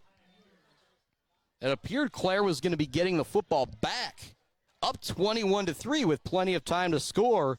And then I don't know if that was just something between Bellore and the coaching staff over there, because it didn't look like they were trying to run a fake punt. It was a high snap, actually, too, and there would have been some pressure on the punt. Bellore pulled it down, ran it off to the far side of the field, ran a lane, got a couple big blocks downfield, and took it to the house. Alexander in the gun. He's got 4 wide, 2 split out to each side. Conan Weeks back into the game. He goes in motion. Mason Hines gets the handoff. He's got big room to the far side. Gets a Brody Allen block for first down yardage. Brody Allen's a guy. We haven't seen them go to him too a lot. Same with Parker Smith, the 2 outside wide receivers lined up outside of Weeks and Halachek. But boy, do they block well, whether it's a jet sweep or run up the middle. They're making those blocks 10 yards downfield. Quick throw is pressure right away. It's going to be incomplete to Conan Weeks. Maybe a good decision to actually drop that one by Weeks. Alexander was under pressure right away. He had to throw it very quickly. Good defense from Standish Sterling. You've got your Gates Drilling and Service halftime report coming up, and I did hear from the guys here broadcasting for Standish. Shepherd is up on Gladwin 7-6 in that one, so we'll keep you updated on that next week. It's Clare, it's Shepherd. We'll be back in this same spot. Oh, boy, is that going to be a good one. Shotgun look for Alexander. He wants to throw it all the way, looking for the route for Halachek. Single coverage out there, incomplete. Both the defensive back and Halachek went up for the football. It bounced off of both of their hands, falling incomplete. Good job out there defensively from Vance Stokozinski. And Ithaca taking on Saginaw Valley Lutheran tonight. Both of those teams 5-0. 5-0 Mount Pleasant taking on 3-2 Bay City Western. And Beal already up big on Lake City, 29-0. Still 9:50 left in the first half when I got that score from Dave McKinney. 3rd down and 10 for Clare. 2:48 left to go here in the first half. If Standish gets it back here, you could think potentially they could score. Got a timeout coming from the Pioneers and Coach Springer. I think this is a good timeout in this situation. It's going to have me sending it out to one of our shorter commercial breaks as well. We'll be back with this huge 3rd down play right after this here on the Mid-Michigan Sports Network. Weber Brothers Sawmill has been in the sawmill and logging business since 1950. Weber Brothers Sawmill buys standing timber and logs all over central and northern Michigan with National Hardwood Lumber Association certification. You can be assured of a professional job, from the marking and cruising of your woods through the harvest. Weber Brothers Sawmill is a proud supporter of our local high school student athletes. J&J Auto in Wademan is Mid-Michigan's elite automotive repair shop. J&J Auto offers complete collision repair and mechanical repair. Stop by on Wademan Road or call them today at 989-644-8908. J&J Auto, proud supporters of high school student athletes. Let's head back to the action on the Mid-Michigan Sports Network. Welcome back to it here on the Mid-Michigan Sports Network. A 3rd down and 10 coming up for Clare. They lead it 21-9 here in this first half. 2:48 left to go until our Gates Drilling and Service halftime report.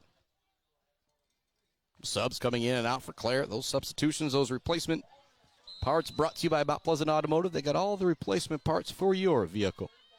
Man in motion is Conan Weeks. They fake it to him. Throw it over the middle towards Halachek. It's going to be underthrown. Maybe a little miscommunication there on routes. That will bring up 4th down for the Pioneers. They're going to have to punt this one away with 2:44 left to go in half number 1. As I say that, they look like they're going to line up in the gun. But we saw this several years ago with Caden Kelly. He just kind of dropped back 5 or 6 steps, and now it does look like Heinz. And Alexander, yep, there goes Alexander, just dropping back a few extra feet. A little bit of pressure put on by Standish. It's a boot from Alexander. It's going to go over the head of the would-be returner, Shaneser, and go out of bounds near the 20-yard line. But Standish Sterling, you are 0-5 on the year. You've gotten blasted a couple times this year. You have got a chance to really put yourself in the ball game with a really quality Clare Pioneer football team here tonight. You've got 2:38 left to go in this half. Clare will get the football to start the second half. I feel safe saying this. If Standish scores here, we're going to have a game in the second half. If Standish does not score here, I see Clare coming out in half number 2 and scoring on that first drive. That would make it 28-9 and put the Panther offense in a really, really difficult spot. Run all the way for the new quarterback, Bellore. He's going to pick up 4 or 5 yards on the carry. And so the last possession, when we saw Bellore, he didn't really do anything special until that 4th down when it was a fake punt, and he took it 50-plus yards to the house for the TD. Clock continues to move. Standish Sterling still does have 2 timeouts. 2:10 remaining here in quarter number 2. Clare leads at 21-9 on the Mid-Michigan Sports Network. Coming to you live from our Barbary Law Studios, built by Konwinski Construction. Belair hands this one off to Blanchard. He's got big-time running room. Moreno's able to bring him down at the 40, but it will be first down yardage for Standish Sterling. and 44-0. Woo, Nate Batchelder sending me the update. Shout out to him, Zaid, Ryan, Jen, and the crew. Beal heading for a running clock to start the second half up on Lake City, 44-0.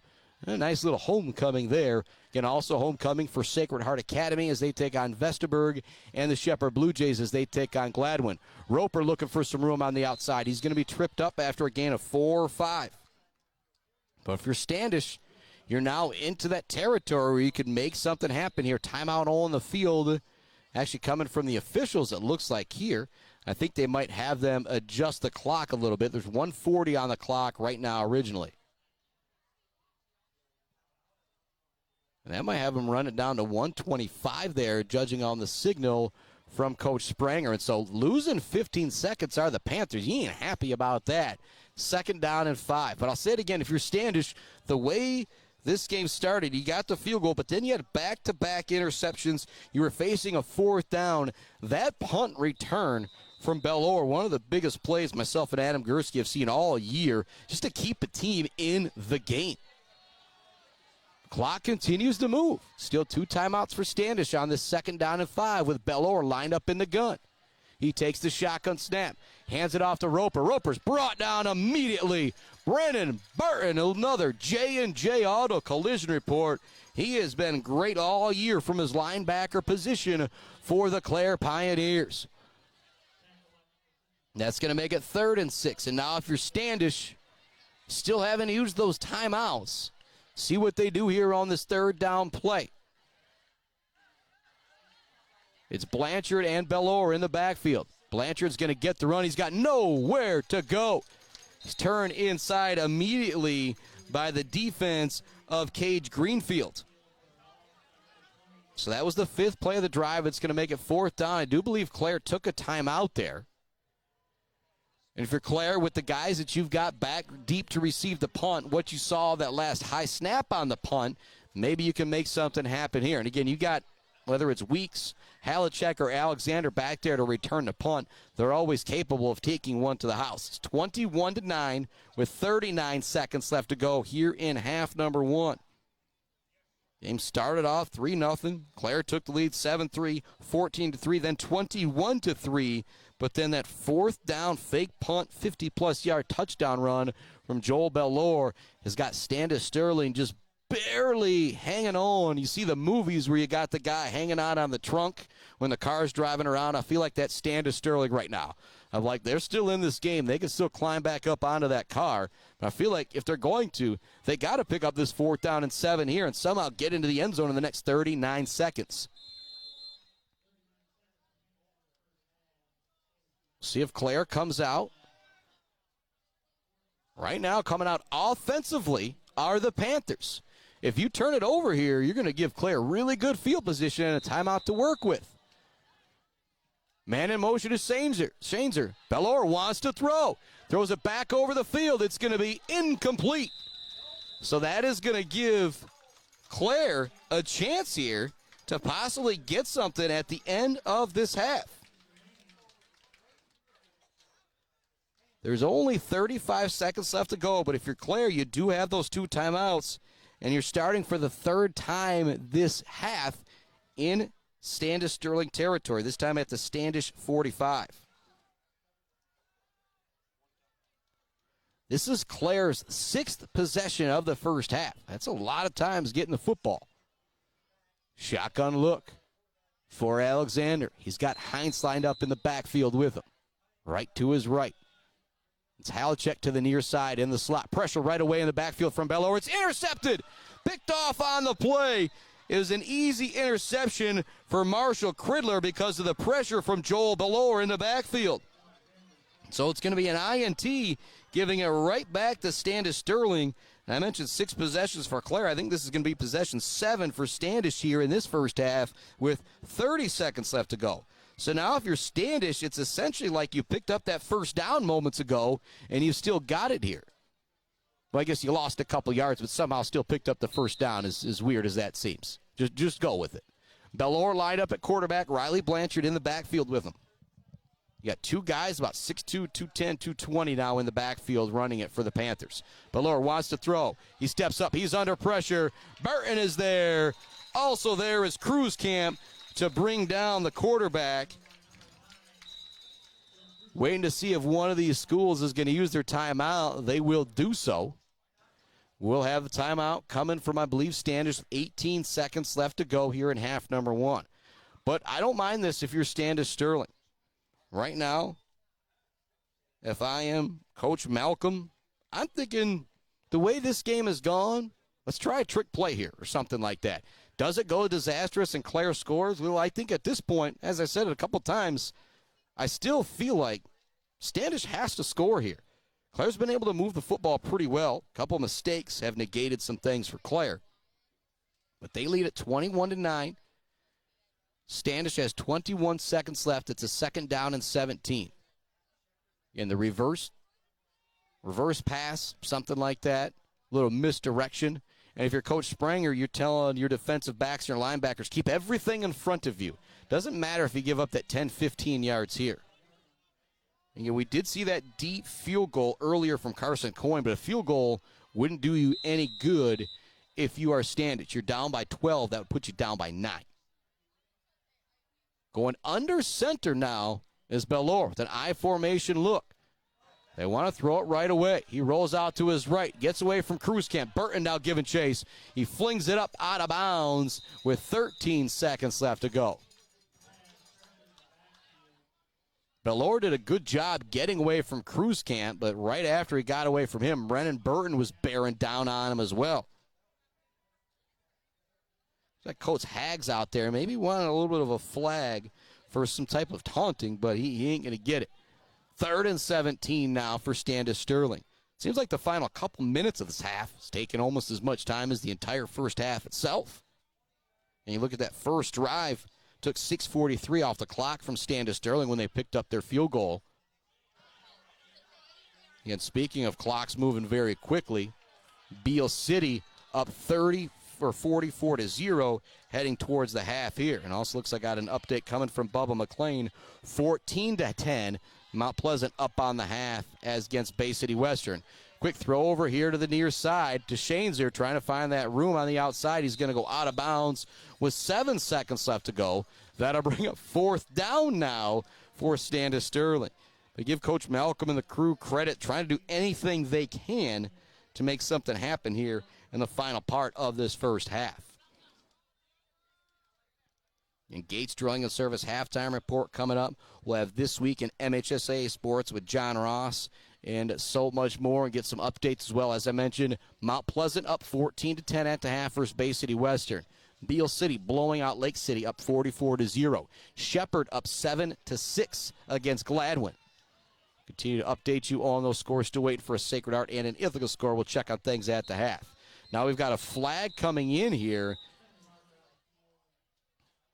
and it will be a false start penalty going against Standish Sterling to back him up a bit more here. And this isn't the NFL. I think if it was the NFL, you could have that 10-second runoff if you're Clare, and it could send it to halftime. But we will have at least another play here on 4th down and a mile for Standish Sterling.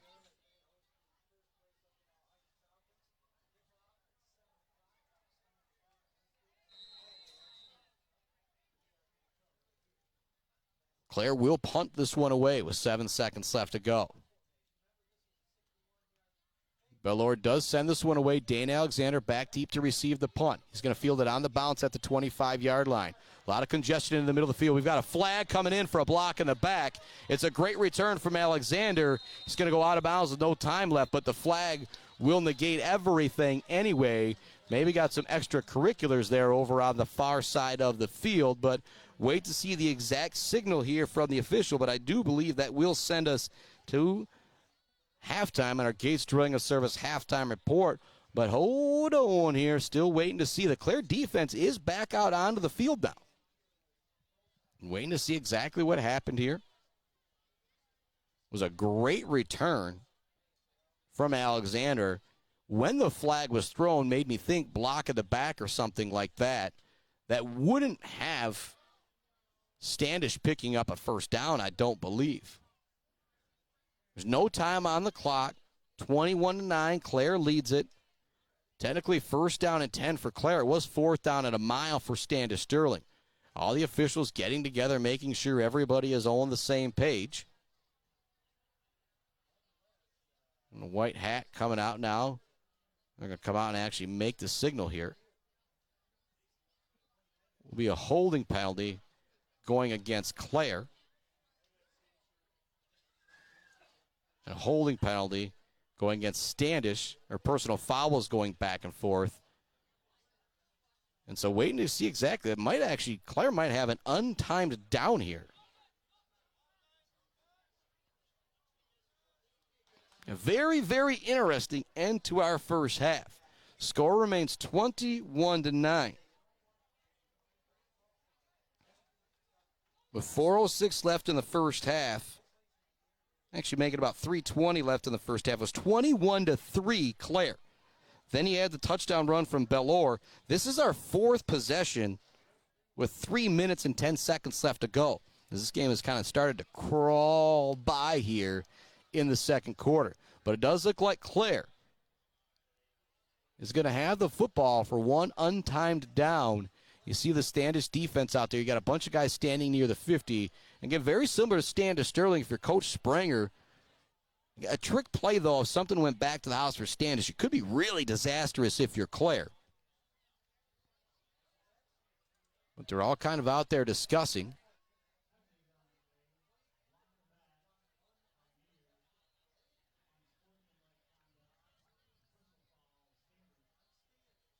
So it'll be first down and 10 for Clare.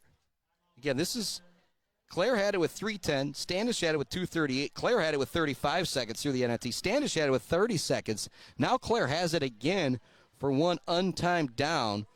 Unlike anything I've ever seen before, writing on my drive chart that Clare's got it with 0 seconds left to go in the first half. I don't think I'll ever do that again.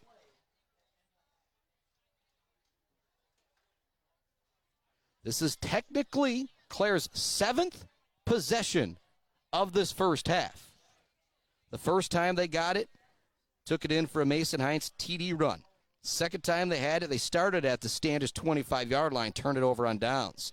Third time they had it, Alexander, Parker Smith for a touchdown. Fourth time they had it was an Alexander touchdown run. Fifth time they had to punt it away. Sixth time they had it, they had the INT. 4 wide to the near side, 1 wide to the far side. You got 4 defensive backs for Standish lined up at their 40-yard line. Alexander dropping back, looking to throw. It's going to be caught by Halachek here on the near side. Looks to get a couple blocks. He's got a wall. He's going to have to turn it inside. Tries to stay on his feet. Somehow stays on his feet. Almost got there. He got brought down at the 5. What an effort from Jacob Halachek. Yeah, he's got the hands on the hips because he is tired after that one. What an exciting finish that first half to kind of drag on there that last few minutes, as I mentioned. It's time for your Gates Drilling and Service halftime report. Clare leads at 21-9 here on the Mid-Michigan Sports Network. Weefridge Financial knows it can be incredibly overwhelming to navigate the world of financial planning. With trusted guidance and easy-to-understand advice, you can feel comfortable in your financial future with Weefridge Financial. Weefridge Financial assists people in all stages of life with a specialization in retirement and investment planning. Experience the power of working with an advisor dedicated to your success. Visit WeefridgeFinancial.com. Visit them in downtown Mount Pleasant. Call or text 989-953-7888. Weefridge Financial, member SIPC. All Seasons Fireworks is a big fan of all the athletes, coaches, officials, and volunteers who make high school sports happen. To make your next event bigger and brighter, stop by All Seasons Fireworks on M20 in Mount Pleasant. Graduations, birthdays, weddings, or a big win become more memorable underneath a night sky lit up by the magic of fireworks. All Seasons Fireworks on M20 in Mount Pleasant. When your team or business needs to look good, don't get left hanging. Call or stop by Hanging by a Thread in Wademan, the official embroiders for the Mid-Michigan Sports Network. Hanging by a Thread, a proud supporter of local schools. GNS Mechanical in Wademan offers service and installation on everything for your home and business. From a simple filter replacement to furnace, central air service, and install, geothermal, and walk-in coolers and freezers. If you have a need, GNS Mechanical has a solution. Learn more at gnsmechanical.com or call 989-644-2106. Imagine a home that reflects your style. With WW Construction, that dream will become a reality. As a trusted Mid-Michigan builder, WW Construction specializes in builds and remodels that turn ordinary spaces into extraordinary ones. Join the growing family of homeowners who trust WW Construction for quality and craftsmanship. Call WW Construction today at 989-621-2722 to make your dreams a reality. Let's head back to the action on the Mid-Michigan Sports Network. Welcome to our Gates Drilling and Service halftime report here on the Mid-Michigan Sports Network. Score updates going around. Only score I don't have is Ithaca, Saginaw Valley Lutheran. We'll continue to check on that. Shepherd leads Gladwin 7-6 in a huge Jack Pine Conference matchup. Mount Pleasant on top of Bay City Western at the half, 14-10. And then a couple of blowouts going on. Sacred Heart Academy, Beale City, both headed towards running clocks in the second half. Beale leads at 44-0 at the half. Sacred Heart Academy leads Vesterberg 36-0, closing in on halftime there. Our score here, 21-9. As I mentioned, just a strange end to that first half. So many possessions for each team, which is just strange to see. Again, Standish, 1, 2, 3, 4, 5, 6, 7 times they had the football. The same goes for Clare. Clare obviously much more successful with that 21-9 lead. After that 38-yard field goal on Standish's opening drive, they have not really been able to get anything going. Their biggest play was a fourth down fake punt run from Mr. Joel Bellore. But one thing that did happen in that second quarter, you moved Malachi Shanezer to kind of a wide receiver slot running back, and you brought in Joel Bellore at quarterback. We haven't really seen Bellore do anything special, but it's just a very different look for Clare to see coming out in the second half. So I'm very curious to see how Clare defends it, how Standish Sterling does on offense. But the first thing you have to do if you're the Panthers, you got to get a stop against this Clare offense. In my opinion, if Clare comes out and scores on the first drive of the second half to make it 28-9, it's going to take a lot of air out of the other side of the field here from Standish Sterling, and it's really going to put Standish in a tough spot. Then again, you think about them being 0-5 on the year, you kind of start hemming and hawing of here we go again. But you come out and you get a stop, then you start to have some belief if we could beat our rival Standish and go forward and have a successful second half of the season. 21-9 our halftime score. Time to send it off to This Week in MHSA Sports with John Ross. We'll be back with the second half right after this on the Mid-Michigan Sports Network. Hi, I'm attorney Joe Barbary. Just like doctors specialize in areas of medicine, at Barbary Law, we specialize in getting you the best possible results. If you've been injured by someone else's negligence, you owe it to yourself and your family to call our legal team. At Barbary Law, we focus on one thing, and that's getting you the compensation you deserve. Every case we take personally. My attorney is Joe Barbary, he can be yours too. Konwinski Construction offers a full range of construction services on small and large projects. Konwinski Construction is a leader in the community and are proud to support those student athletes who will be leading our community tomorrow. Konwinski Construction on Gover Parkway, Mount Pleasant. Mount Pleasant Automotive on Mission has been serving local auto shops and do-it-yourselfers since 1988. Mount Pleasant Automotive is locally owned and carries all the auto part, car care products, and auto maintenance supplies you will need. Visit them online at mtpleasantautomotive.com. Mount Pleasant Automotive, caring for our cars and our local student athletes. Ogwai Banga and Bradley on Main Street in Mount Pleasant provides uncompromising integrity when providing tax and accounting services to individuals and small businesses in the Mid-Michigan area. Ogwai Banga and Bradley has an expert CPA ready to help you, whether you're an individual that needs help with taxes or a business that needs help with, well, just about everything. Ogwai Banga and Bradley is a leader in the community and a proud supporter of local high school sports. Visit them online at bwbpc.com or stop into their office on Main Street in downtown Mount Pleasant. Joe Wentworth with Pradium Realty, Robin Stressman and Associates is a proud supporter of our local high school student athletes working hard and showing pride for our community. For all of your real estate needs, go with Joe. Joe Wentworth with Pradium Realty, Robin Stressman and Associates, 989-817-1291. Martinez Lawn Care, just like our local football teams, can keep your yard looking good deep into fall, and we all know winter is coming. Call now to get on their snow plowing schedule. Find Martinez Lawn Care on Facebook or call them at 989-317-5536. Brickner and Bunker Farm Bureau Insurance Group is Mid-Michigan's #1 team for protecting what matters most to you. Home, auto, life, farm, business. They offer a wide variety of coverage at affordable rates with the customer service of a best friend. Visit Brickner and Buckner Farm Bureau Insurance Group on Pickard Road or visit them online at BricknerBunkerinsurance.com.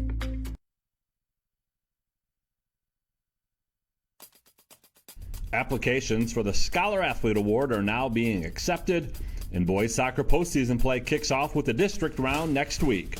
I'm John Ross, and this is This Week in High School Sports, powered by the Michigan Achievement Scholarship. There have been many changes throughout the history of the MHSAA.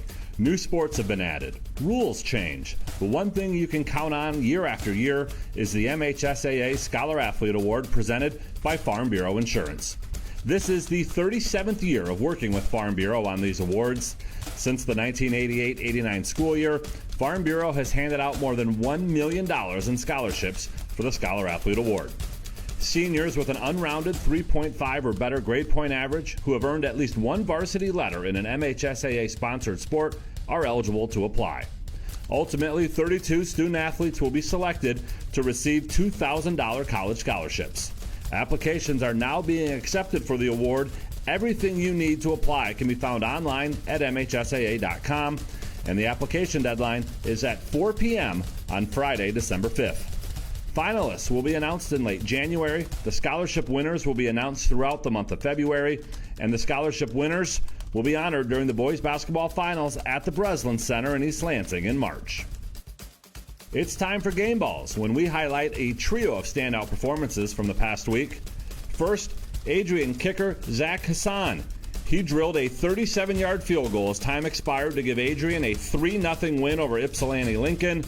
The win moves Adrian to 4-1 and gives Lincoln their first loss of the year. Kingsford junior Gage Sorensen also booted home a game-winning field goal, this from 23 yards with 33 seconds left, which gave Kingsford a 17-15 win over Calumet. And in 8-player football, Norway did not need a last-second field goal to knock off Pickford. After losing to Pickford each of the past 3 years, Norway defeated the Panthers 44-6, improving to 5-0. Graduating seniors could qualify for a tuition-free skills certificate or associate degree through the new Community College Guarantee, no matter their GPA or your household income. Or if your child plans to attend a 4-year university or career school, the Michigan Achievement Scholarship Program has them covered. They could get up to $27,500 toward a bachelor's degree or up to $4,000 for career training. Complete the FAFSA to get started at mi.gov/achievement.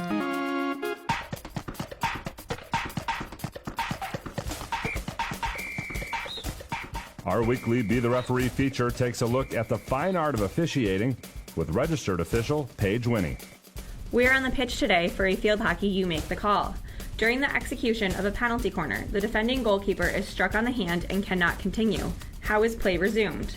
Allow a properly equipped goalkeeper to substitute? Disallow any substitution, the injured goalkeeper must remain in the game. The defending team shall forfeit. If you said to allow the substitution, you are correct.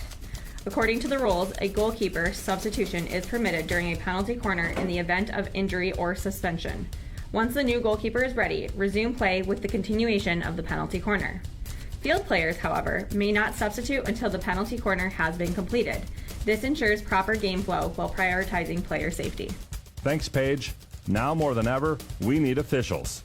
If you're interested, please go to the MHSAA website now to register. Postseason play is upon us. Boys soccer districts will get started on Wednesday, October 8th. The brackets for each of the 4 divisions were released on Sunday, and each district is seeded using the Michigan Power Rating. Brackets and team info is all available at MHSAA.com. 16 district winners in each division will advance to regionals, which start October 21st. 2 rounds of regionals will get us to the semifinals on Wednesday, October 29th, and all 4 finals are on Saturday, November 1st, hosted at Grand Ledge High School. Division 4 will kick us off at 10 a.m., followed by Division 3 at 12:30, Division 2 at 3:30, and the day ends with Division 1 starting at 6 p.m. Muskegon Western Michigan Christian will be out to win a 4th straight D4 title. Pontiac Notre Dame Prep is set to defend its D3 title. Warren De La Salle Collegiate captured the Division 2 title last year, and Rochester Adams is looking to win its 3rd Division 1 title in 4 years. Tickets for the soccer postseason can be purchased at gofan.co, and you can watch on the NFHS network. A subscription is just $13.99 a month or $79.99 for the year. You've been listening to This Week in High School Sports, powered by Michigan Student Aid, a production of the MHSAA Network. Thanks for joining us. I'm John Ross, and we'll be back next week. Weefridge Financial knows it can be incredibly overwhelming to navigate the world of financial planning. With trusted guidance and easy-to-understand advice, you can feel comfortable in your financial future with Weefridge Financial. Weefridge Financial assists people in all stages of life with a specialization in retirement and investment planning. Experience the power of working with an advisor dedicated to your success. Visit WeefridgeFinancial.com, visit them in downtown Mount Pleasant, call or text 989-953-7888. Weefridge Financial, member SIPC. All Seasons Fireworks is a big fan of all the athletes, coaches, officials, and volunteers who make high school sports happen. To make your next event bigger and brighter, stop by All Seasons Fireworks on M20 in Mount Pleasant. Graduations, birthdays, weddings, or a big win become more memorable underneath a night sky lit up by the magic of fireworks. All Seasons Fireworks on M20 in Mount Pleasant. When your team or business needs to look good, don't get left hanging. Call or stop by Hanging by a Thread in Wademan, the official embroiders for the Mid-Michigan Sports Network. Hanging by a Thread, a proud supporter of local schools. GNS Mechanical in Wademan offers service and installation on everything for your home and business. From a simple filter replacement to furnace, central air service, and install, geothermal, and walk-in coolers and freezers. If you have a need, GNS Mechanical has a solution. Learn more at gnsmechanical.com or call 989-644-2106. Imagine a home that reflects your style. With WW Construction, that dream will become a reality. As a trusted Mid-Michigan builder, WW Construction specializes in builds and remodels that turn ordinary spaces into extraordinary ones. Join the growing family of homeowners who trust WW Construction for quality and craftsmanship. Call WW Construction today at 989-621-2722 to make your dreams a reality. Let's head back to the action on the Mid-Michigan Sports Network. Welcome back to here on the Mid-Michigan Sports Network. Our Gates Drilling and Service halftime report. Chris Bachman on the mic, Mr. Adam Magursky on the camera. Big shout to him for being such a big-time help all of this year. So you know how they do it, and then get to 15 minutes, and he put the 3 minutes back on the clock. Do have some more score updates. I'll make the joke. We thought about switching to Ithaca Saginaw Valley Lutheran at Saginaw Valley. Wasn't exactly sure about the connection issues, and then I'll make the joke. We couldn't even go on YouTube tonight, so maybe the sign from the gods or something like that. But what a game that is over there. Ithaca leads Saginaw Valley Lutheran 22-20. Remember, earlier this year was Ithaca and Saginaw Michigan Lutheran Seminary going into overtime before Ithaca picked up that victory, ultimately 42-40. And so Ithaca's 5-0 on the year, looking to move to 6-0. We do have one undefeated team that essentially has things locked up already tonight. I will make that joke. Beale City leads Lake City 44-0 at the half. Big shout out to Nate Batchelder, Dave McKinney, Coach Fletcher, and the crew over there for giving me all those updates all the time. Shepherd, Gladwin, a battle for Shepherd's homecoming tonight. 7-6, Shepherd leads that one at the half. Segrad Academy blowing out Vesterberg. They're up 35-0 at the half there. So that's what's going down with our ultra-local 6 schools here in the Mid-Michigan area on Week 6. Ithaca leads Saginaw Valley Lutheran 22-20. Shepherd leads Gladwin 7-6. Mount Pleasant leads Bay City Western 14-10. Beale City up 44-0 on Lake City. Sacred Heart up 36-0 on Vesterberg. And here it is 21-9. Clare with the lead. Oh boy, if Shepherd hangs on to win, if Clare hangs on to win, next week we will have 4-2 Clare hosting 5-1 Shepherd, essentially playing for the number 2 spot in that Jack Pine 1. What a game that is going to be. We're going to take another break here on our on our Gates Drilling and Service halftime report. When we come back, we'll have the second half for you. The Pioneers, the Panthers on the Mid-Michigan Sports Network. Value is not just a price. When you buy something for your home, it's an investment. Knowing that you're getting a great deal and service after the sale is priceless. At Woods Household, we only carry quality products for your home at competitive prices. Furniture that is attractive and durable. Comfortable mattresses that last for years. Flooring that stands up to wear and tear. These are all products that last by trusted name brands like FlexSteel, Serta, Whirlpool, and many more. So shop the Woods way. Mumford Oil and Gas Supply is your one-stop shop for top quality products and procurement in the Michigan oil and gas industry. With over 45 years of experience and a strong commitment to customer satisfaction, Mumford Oil and Gas Supply delivers the best solutions for your oil and gas production, drilling, and service needs. If you need it, Mumford Oil and Gas Supply can get it. Visit them on Fancher today or give them a call at 989-317-8582. Malley Construction in Mount Pleasant are experts in residential and commercial construction. From poured walls, flat work, pipe work, and road work, Malley Construction does it all. And they are Michigan Department of Transportation pre-qualified. Malley Construction is family-owned and a proud supporter of local high school sports. Bryce Updegraff with Gradium Realty, Robin Stressman and Associates thanks the coaches and officials who put in the time to help student athletes achieve their dreams and goals. For all of your real estate needs, the Bryce is right with Bryce Updegraff. With Gradium Realty, Robin Stressman and Associates, 989-620-6595. The Diner, where homemade favorites come to life every day for breakfast and lunch. From fluffy pancakes to savory sandwiches, The Diner has your cravings covered. Discover the perfect blend of comfort food and camaraderie at The Diner. Join them every Friday night till 7 for their famous fish fry. The Diner on North Mission, Mount Pleasant. Welcome back to the Mid-Michigan Sports Network. Thanks so much for tuning in to our Gates Drilling and Service halftime report, showing off the bald head for folks here. They're making fun of me. It's a good time in Clare. Pioneers lead at 21-9 as we start the second half. Kick's going to go over the head of Halachak. Ooh, actually almost took a really good Standish bounce to stay in the field of play. It'll go into the end zone. Clare will take over at their own 20-yard line. I said it going into the half. I felt like Standish needed to score to make it 21-15, 21-16. They're not out of this game yet.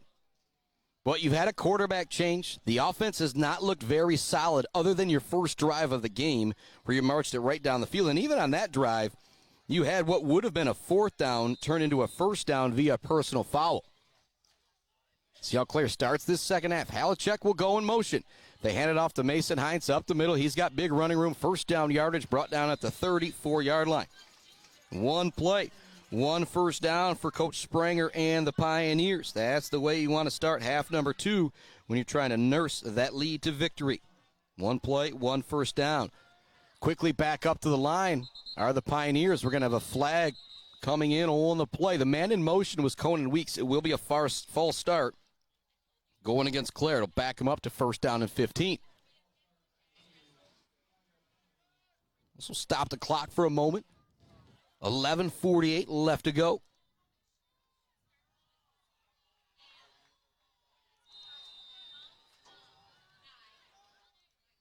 Clare quickly back up to the line of scrimmage after the 5 yards is marked off.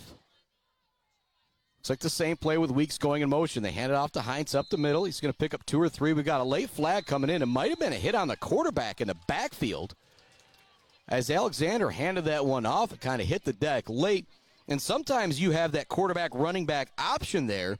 It wasn't the case on this play. It was a clear handoff from Alexander. Kind of got leveled on the play. I'm waiting to see what the exact call is. The officials together. And it will be a personal foul going against Standish. And so a PF for a first down when you're trailing by this much is not going to do it. 21-9 is the score. 11:36 left to go. And as I looked back on the replay, Gursky, well, I guess our replay, I joke, me and Gursky, we've always got his Facebook up here. And that kind of has things rolling about 10 seconds behind, so we can kind of go back and look at the play. It wasn't quite in the view, but if there was a hit on Alexander, it was just a push. It wasn't any type of blast or anything. Maybe an Oscar there for Alexander to get to 15 yards. Halachek's and Weeks in the slot. Halachek goes in motion to the far side of the field. It's another handoff right up the middle of the Heinz. There was nowhere for him to go. Jay Roper on the tackle, also helping clean that one up, is Marshall Cridler. We've called Cridler and Roper's names quite a few times tonight. The two sophomores for Standish Sterling. It's going to bring up 2nd down and 8 now for the Pioneers. Remaining in the gun with 4 wide is Alexander. Lined up to his right is Mason Heinz.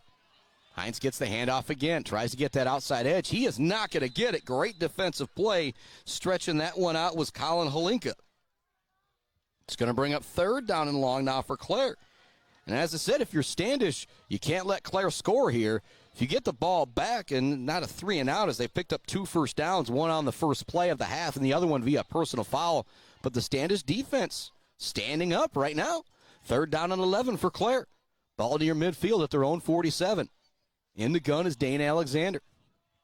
2 wide to the near side. Now they send Mason Heinz out in motion. They fake the throw. It's going to be a run all the way for Alexander. He's got first down yards before he's drugged down at the 40. Big time run there from the junior quarterback for first down yardage exactly when you needed it. And it's going to be a 3rd down and 10 run for Alexander there for a first down. Big time play there. I guess call it 3rd down and 9 run for Alexander. Again, Clare working quickly back up to the line. Conan Weeks now goes in motion. Fake the handoff to Heinz. It's going to be a run all the way for Alexander. Jumps over a defender. It's going to be brought down from behind. But another big-time run there, making guys miss, is Mr. Alexander. Tackled from behind by Gradup. If Gradup doesn't bring him down, Alexander is into the end zone for a touchdown run. 10 minutes remaining in quarter number 3. Clare leads at 21-9. Conan Weeks goes in motion. They hand it off to Heinz. He's looking for room on the far side of the field. He's going to be tripped up after 3 or 4 yards. This will be play 7 of the drive coming up for Clare that started at their own 26-yard line. They've picked up 4 first downs, one of them via a personal foul penalty. All the Pioneers looking to the sideline for the play. It remains Alexander and Heinz in the backfield for 2nd down and 8 with 9:30 left to go in quarter 3. It's a throw for Alexander. He's now flushed from the pocket. He slings it out. It's going to be caught in the open field by Parker Smith. Dives towards the end zone. Touchdown, Parker Smith. His 2nd touchdown catch of the day. He's also got an INT as you think about that Zaid Batchelor baller of the game. Alexander now responsible for his 3rd touchdown. He has ran one and now thrown 2 to Parker Smith. But guess what? It is coming back. Woo! What a shame. You can feel the breath kind of go out of the Clare fans here as it looked like, all right, here we go, 28-9. We are comfortable in the lead in the second half. Now, nope. As the old George Costanza does, boop, boop, boop. Going to have to back this one up a little bit now for Clare. It'll remain shotgun look, 4 wide receivers to the near side. It's Parker Smith lined up wide in the slot. It's Jacob Halachek. To the far side, lined up wide, it's Brody Allen. In the slot to the far side, it's Mr. Conan Weeks. Lined up at running back next to Dane Alexander's right is Mason Heinz. Weeks goes in motion. Fake the handoff. Alexander's got to pour it up the middle. Gets away from one man, another. And gets away from another tackle. There goes Dane Alexander. No flags this time. Touchdown, Pioneers. And Alexander maybe just stole away the Zaid Batchelder baller of the game from Parker Smith, as it would have been Smith's second touchdown catch. Now it ends up being Dane Alexander's second touchdown run, and boy, did he make it look good. 27-9 now the score. And again, if you're Clare, you start to feel a little bit more comfortable now in this situation, as some of the band members are tossing out T-shirts here at Clare High School. 27-9 is the score.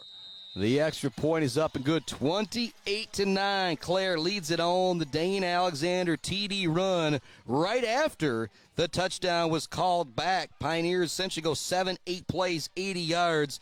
They are now in control. If the defense gets one stop, they're going to really be cruising. We'll be back right after this on the Mid-Michigan Sports Network. Clare leads Standish 28-9.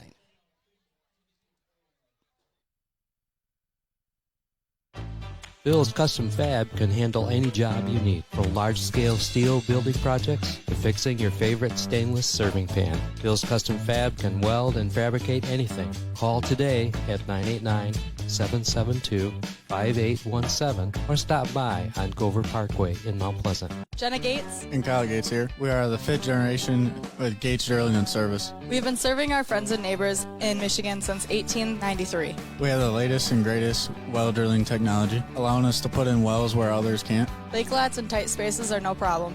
From our family to yours, thank you, and call at 989-772-7841 for all your well drilling and service needs. Gates Drilling and Service, where Gates goes, water flows.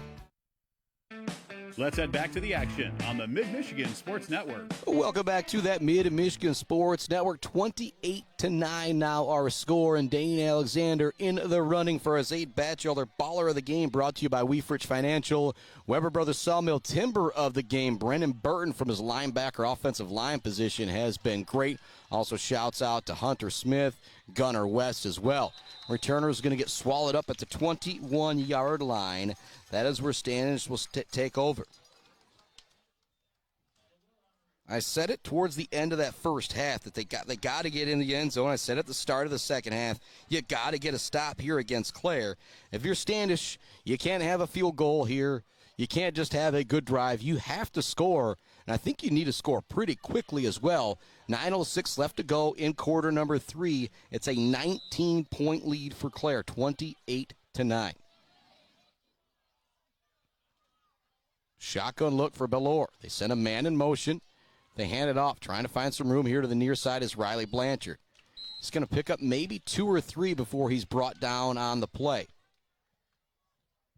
Out there with the tackle for the Clare Pioneers is Cooper Wysent. So it's Wisen, Greenfield, Smith, Cruz Camp along that line, Galvesi, West, Burton, Heinz at linebacker, Weeks, Halchek, Hurd in the defensive backfield, but it's also Parker Smith, Hooker Hyde, Sabish, and Moreno out there a bunch as well. A shotgun look here for Bellore. They send Shaneser in motion to the far side. They hand this one off to Blanchard. We've got a flag coming in, an obvious holding call here, in my opinion, where that flag was thrown. It was another great play by Wisen to bring down the ball carrier. We'll see what the penalty is here. If you're Clare, do you think about declining it here? And I think we see some claps from the Clare defensive line, happy that there's fine. The way the Clare defensive line reacted, I think they were very, very surprised, but very, very happy about the holding call. It's Wysend, it's Hunter Smith, Hooger Hyde. Burton's coming out right now. They're going to back him up. 3rd down and long now. Oh, it's going to be a chop block actually going against Standish Sterling. That's going to back them way up here. Now have it at the 14. They've got to get out to the 33 for the first down. Bellore in the gun. 3 wide receivers stacked to the far side. I'll be surprised if we don't see the wide receiver screen that way. They do throw it that way. It's almost intercepted by Conan Weeks. He goes to pick it up as if it was thrown behind the receiver. But I'll make the joke, if you're Standish Sterling, you're in trouble if I am diagnosing the play before it's snapped. 4th and 17. Again, I saw those 3 receivers stacked over there. You haven't seen it today. ready for that all the way was Mr. Conan Weeks. Now 3rd and 17 for Standish Sterling. Shaneser's going out, getting the play and coming back in, relaying it to the quarterback, Bellor. So you now have Shaneser kind of playing all over the place, slot, running back, wide receiver, and now have Bellor in at quarterback. He's going to line up in the gun. Right next to him, right behind him to his right is Riley Blanchard. The man in motion is Shaneser. They want to throw it that way to the speedy quarterback, now wide receiver, just thrown up, incomplete. Bellor just threw that one up for grabs. It's going to bring up 4th down and long, and a definite punting situation here if you are Standish Sterling Central. Again, we saw them run the fake punt earlier. That's how they got their only touchdown of the game. Matter of fact, you take away that first drive, that fake punt is really the only big play they have in this one. Clare defense done a really good job stymieing that run after drive number 1. And you know we're coming to you live from our Barbary Law Studios, built by Konwinski Construction. Bill's Custom fabrication of the game is definitely that Dane Alexander touchdown run. Here comes the boot from Bellor. It's going to take a bounce at the 45. Alexander will field it at midfield, makes a man miss initially, actually gets tripped up. Great defensive play by Marshall Cridler, staying with that one until he brought down the returner. Kind of tripped him up. Seemed like Alexander was going to get away, but I think he just kind of got another little teeny piece of the cleat. Clare's going to take over with 8:01 left to go here in quarter number 3. They'll have it in Standish Sterling territory. This will actually be the third time that they've started in Standish Sterling territory. The bad news is you've only scored on one of those 3 times if you're Clare. Got it, Standish Sterling 45 here. Shotgun look, man in motion is Conan Weeks for Alexander. Fake the handoff, now run the option play to the other way. Nice block on the outside from Brody Allen. Allows Weeks to get to the outside. He's got first down yardage. Got a late flag coming in. If this is going to be a flag on Allen for a hold, I'm going to be a little shocked. He looked like he really had a good hold on that far side of the field, or a really good block on the far side of the field. Maybe some of the coaches from Standish Sterling able to influence that one a little bit, as the block occurred kind of right in front of the coaches as well. And the flag where that holding occurred would have been 5 yards down the field or so. I'm getting the nod from Gursky that, that one probably was a bit of a hold. And so Clare's going to have to back it up here. They'll now be inside Standish territory. But I'm confused because that block occurred 5 yards down the field. They're marking it off as if it occurred at the original line of scrimmage. Well, that's where it'll be. First down and 20. Tough sledding for the Pioneers on this one, but they do lead at 28-9. Hooger Hyde goes in motion. Run all the way for Alexander. He's going to get back to the original line of scrimmage before he's brought down. 7:44 left to go in quarter number 3. Get other scores from the Mid-Michigan area. All these are halftime scores. Sacred Heart up 35-0. Beale City up 44-0. They're both headed towards running clocks. And again, they could be headed for a playoff matchup. Sacred Heart will be 3-3 after this week. Beale City will be 6-0. Mount Pleasant up 14-10 against Bay City Western. Shepherd up 7-6, and Ithaca up 22-20 against SVL. Matchup of unbeatens there. What a fake pitch from Dane Alexander! Now he jukes guys out of his shoes. He might go to the house on our Bill's Custom fabrication of the game. What a run from Dane Alexander! The shimmy on the fake pitch sent everybody the wrong way. Then he turned it back to the far side of the field in one of the best high school runs you will ever see. It's Alexander's second touchdown run here of the second half, and that one was even more electric than the first, and that one was pretty darn special. What a run from Dane Alexander. It is now 34-9. Pioneers in front with an extra point to boot, and out there for the extra point is Miss Abby Boyd. Needs a snap, decent hold, the kick is up. It is good for Abby Boyd. 35-9. Standish Sterling now getting the doors blown off of them a little bit more like we expected, but give them credit for hanging around as long as they have. We're going to take a break to hear from our friends at Mount Pleasant Automotive. We'll be back with more high school football right after this on the Mid-Michigan Sports Network. Mount Pleasant Automotive on Mission has been serving local auto shops and do-it-yourselfers since 1988. Mount Pleasant Automotive is locally owned and carries all the auto part, car care products, and auto maintenance supplies you will need. Visit them online at mtpleasantautomotive.com. Mount Pleasant Automotive, caring for our cars and our local student athletes. Konwinski Construction offers a full range of construction services on small and large projects. Konwinski Construction is a leader in the community and are proud to support those student athletes who will be leading our community tomorrow. Konwinski Construction on Gopher Parkway, Mount Pleasant. Let's head back to the action on the Mid-Michigan Sports Network. Welcome back to it here on this Mid-Michigan Sports Network. What a pair of runs from Dane Alexander here in half number 2. Both of them about 50 yards or so, as he kind of wraps up the Bills Custom Fab fabrication of the game, as well as our Zaid Batchelder baller of the game. It's now thrown a touchdown and ran for, what is that, 3 touchdown runs now for Mr. Alexander? Yes, it is. It's 35-9, Clare with the lead. Standish Sterling taking over here in quarter number 3 with 7:04 left to go. Standish Sterling's first drive took 6 minutes and 43 seconds off the clock.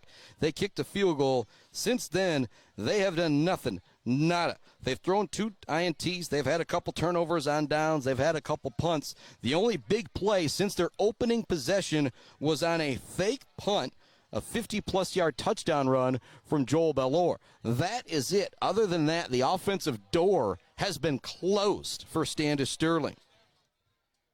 Shout out to our friends, J&J Auto, Blockco Pools and Spas, Konwinski Construction, Weber Brothers Sawmill, Mumford Oil and Gas Supply, ENS Graphics, Mount Pleasant Automotive, and Bryce Updegraff, Pradium Realty, Robin Stressman and Associates, Joe Wentworth, Pradium Realty, Robin Stressman and Associates.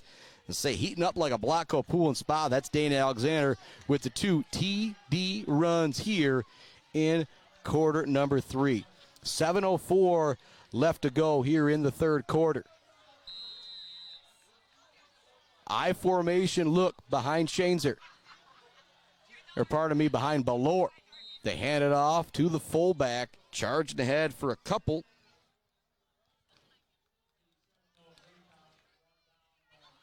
Maybe a 4-yard gain or so on the play. And this drive starting right near midfield for Standish Sterling.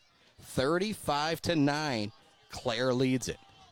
2nd down and 6, we'll call it. As I look out there, I still see Halachek. I still see Parker Smith. I still see Gunnar West, Brennan Burton. So still a lot of starters out there defensively for the Pioneers here in quarter number 3. I formation look. Set a man in motion around the deep back, run up the middle once again, trying to find some room as that fullback, but the Pioneer defense gathers together and pushes back the pile. That's going to bring up 3rd down now for Standish Sterling. It's at that point in the game. We got a few of the old folks here in front of us rolling out now as it's a comfortable lead for Clare. Halfway through quarter number 3, the Pioneers lead it 35-9. 3rd down and 4 play coming up for Standish Sterling. And I do have another update. Gladwin now leads Shepherd 12-7 in Shepherd. Run for Roper, running hard, trying to get the first down. He was hit in the backfield, got away from the initial defender, but still couldn't pick up first down yardage. It'll bring up 4th down, and they're not really going to move the chains out there. It's going to stay 4th down and long 3-4 here, but you got to go for it if you're Standish Sterling. 5:25 left in the third quarter. You trail it by 24 points. So it's still technically a 3-possession game. 3 tutties, 3 2-point conversions. That's the dream right now if you're Standish Sterling. If you're Clare, you get this one stop. You're going to feel really, really comfortable about moving to 4-2 on the year. I formation look. Send a man in motion behind the deep back once again. It's another run of the fullback. The ball is dropped initially nowhere for the ball carrier. Right up to go. Hunter Smith in on the tackle for the turnover on downs. Clare gets it back near midfield. They remain up 35-9. Clare will have it 1st down and 10 at their own 46-yard line.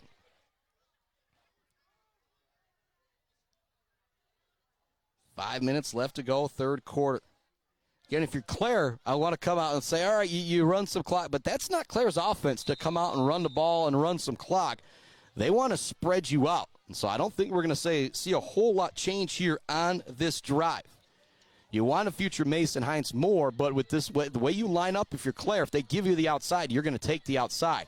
It's a handoff for Hines. He's got room up the middle, right across the sea for Clare here at Brookwood Park and their beautiful facility. That'll bring up second down and very short. Update coming from Nate Batchelder. It's going to be an early night for all the Aggie fans with 5 minutes left in the ball game. Beal leads at 58-0. Man in motion is Hooger High. They pitch it to him. He's trying to get that outside edge. Gets away from a man for first down yardage. He stays in bounds. The clock will continue to roll as the clock has now become one of your best friends if you're the Clare Pioneers. Think about Weber Brothers Sawmill Timber of the game, that right side of the line to our near side with Hunter Smith at tackle, Nick Sabish at guard. They have been unreal out there. Shotgun look once again. Hines has just kind of switched sides, go from the right to the left of Alexander. Now the man in motion is Hooger High. They hand it off to Hines. He's got big room up the middle. He's going to be brought down at the 30. He's got the first down for the Pioneers. They've ran 3 plays. They picked up 2 first downs. By the time they snap the ball next time, there'll be under 4 minutes remaining in the third quarter. I mentioned that Weber Brothers Sawmill Timber of the game. Talked about Sabish and Smith.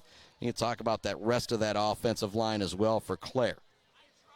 Peyton Duncan at center, William Tate at left guard, Cage Greenfield at left tackle, and you also got Burton and Gunnar West coming in there to give those guys spells. Another kind of fake pitch from Alexander. Spin move at the 20. He hits the circle button, and he's gone!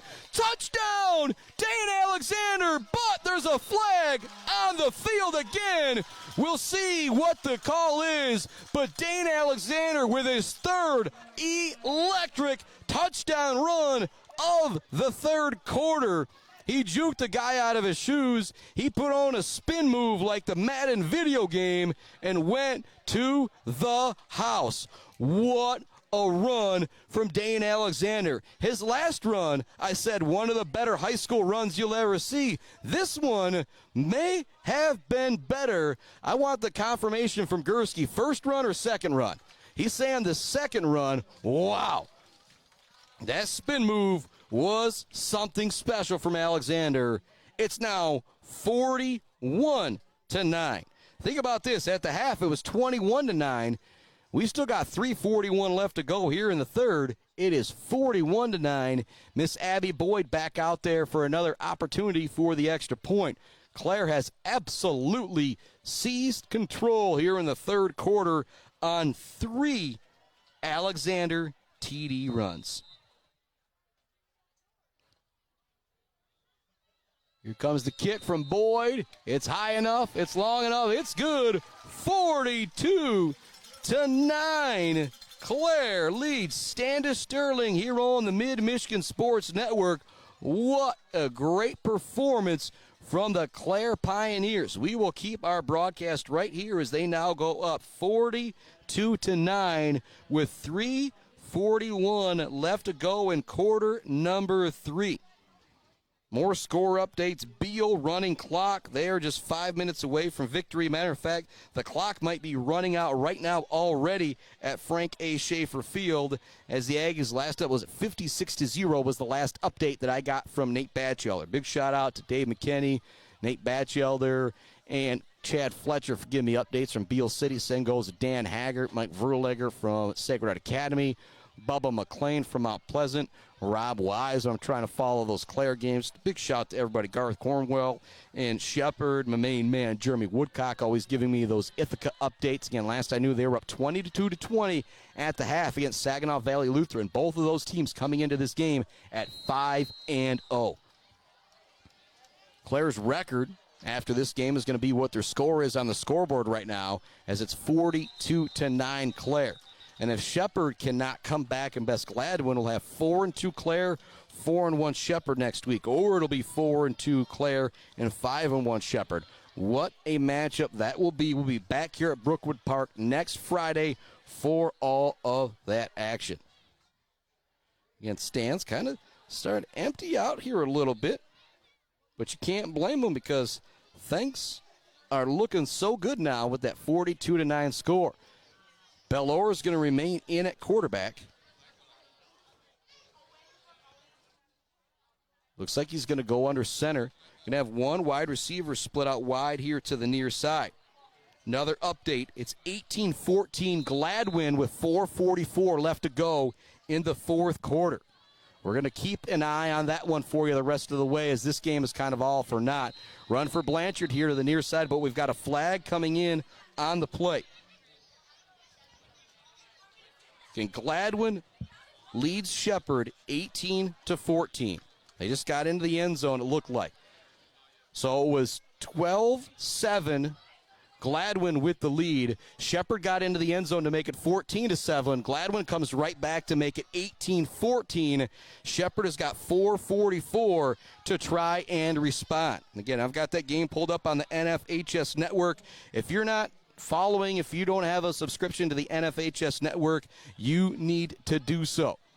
And if I could be at every game, I'd be at every game, but that is just not possible. So after that penalty is marked off on the hold from Standish Sterling, they've now got it at their own 11-yard line, first down and 20. They are really, really backed up. Clock will start to wind here. 3:30 left to go in the third quarter. And this is the moment in the game, if you're Standish, it's tough getting your butt kicked, but you got to keep going out there and fighting. You talk about the life lessons you learn playing high school football. They go a long way in moments like these. Quick throw for Bellore here to the near side. He's got a man. It's going to be a completion, gain of maybe 5 or 6, but nice there for Bellore to get that completion to maybe get things going. Really, really tough to come in the middle of a game trailing against this Clare team. And then you're essentially second or third play at quarterback as a 50-yard run. Maybe you start to think, oh, this is going to be easier than I thought. Not so fast, my friend, as Lee Corso would say. Clock continues to move. 2:45 left to go. And Shepherd is fielding their kickoff. It took a great Gladwin bounce. Shepherd's going to be backed up at their own 10-yard line to start this drive. Again, I'm going to update you on that game just as much as this one was all for naught. Looking for some room to the far side is the Standish Sterling running back Blanchard. He's going to be pushed out of bounds after a short gain. We've got another flag on the field, though. That will stop the clock once again. Couple substitutions. We now do see Wiesen coming off, Hunter Smith coming off, Brennan Burton coming off. So some of the big starters out there. As I said, Heinz is coming back in. But so some of the big guys getting some breathers now for the work that they have done in this game. Great game out there for Mr. Hunter Smith. Big shout out to him and Jacob Halachek for catching up with me earlier this week. So we were able to sit down with Coach Spranger, talk about the early season for the Pioneers and what lies ahead. And again, what a matchup it's going to be next week with Shepherd and Clare.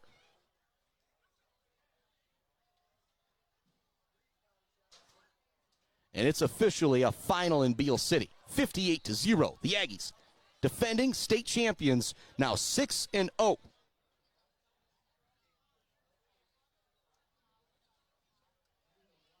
to be a legal block in the back.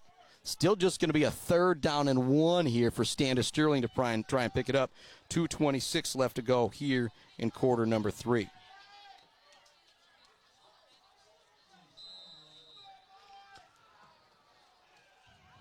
I formation look behind Bellore. They fake the handoff. Now go to the deep back. You know, it's Bellore still with it after the fake handoff. Gets over a couple guys. He's now into the open field looking for another long touchdown run. Brody Allen trying to drag him down at the 20, the 10. He gets away from him. Looks to cut it back. Dives for the end zone. I'm waiting for the signal. He's in. What a run from Joel Bellore. He goes 71 yards to the house. There's no laundry out on the field. Bellore is now over 100 yards in the game on 2 runs. A 4th down fake punt touchdown run, and this one a 71-yard touchdown run. Him and Dane Alexander have had some of the best runs you will see in high school football here tonight. What a play from Joel Bellore. And I tell you what, if you're a scout and you're watching this game, you see what Belore has done with his team down. He's also got some good size as well. That's something I know every college coach looks for. My main man, Brett Heil, that I always talk about, called the games with me at Buck 92. He mentioned his high school football team his senior year was 0-9. They didn't win a single game, but he ended up getting a scholarship to CMU because people thought, man, that guy's getting his butt kicked. He's still making some hard hits. He's still enjoying football.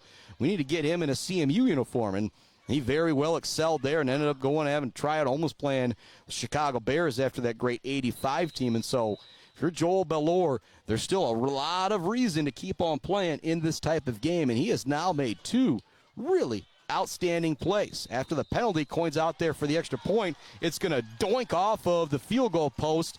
Score will be 42-15 with 2:03 left to go here in quarter number 3. We'll take another break here on the Mid-Michigan Sports Network. And again, with this game kind of looking good, I'm going to continue to update you on on Shepherd and Gladwin as well. But back with more Pioneer football right after this. They lead it 42-15 against Standish Sterling.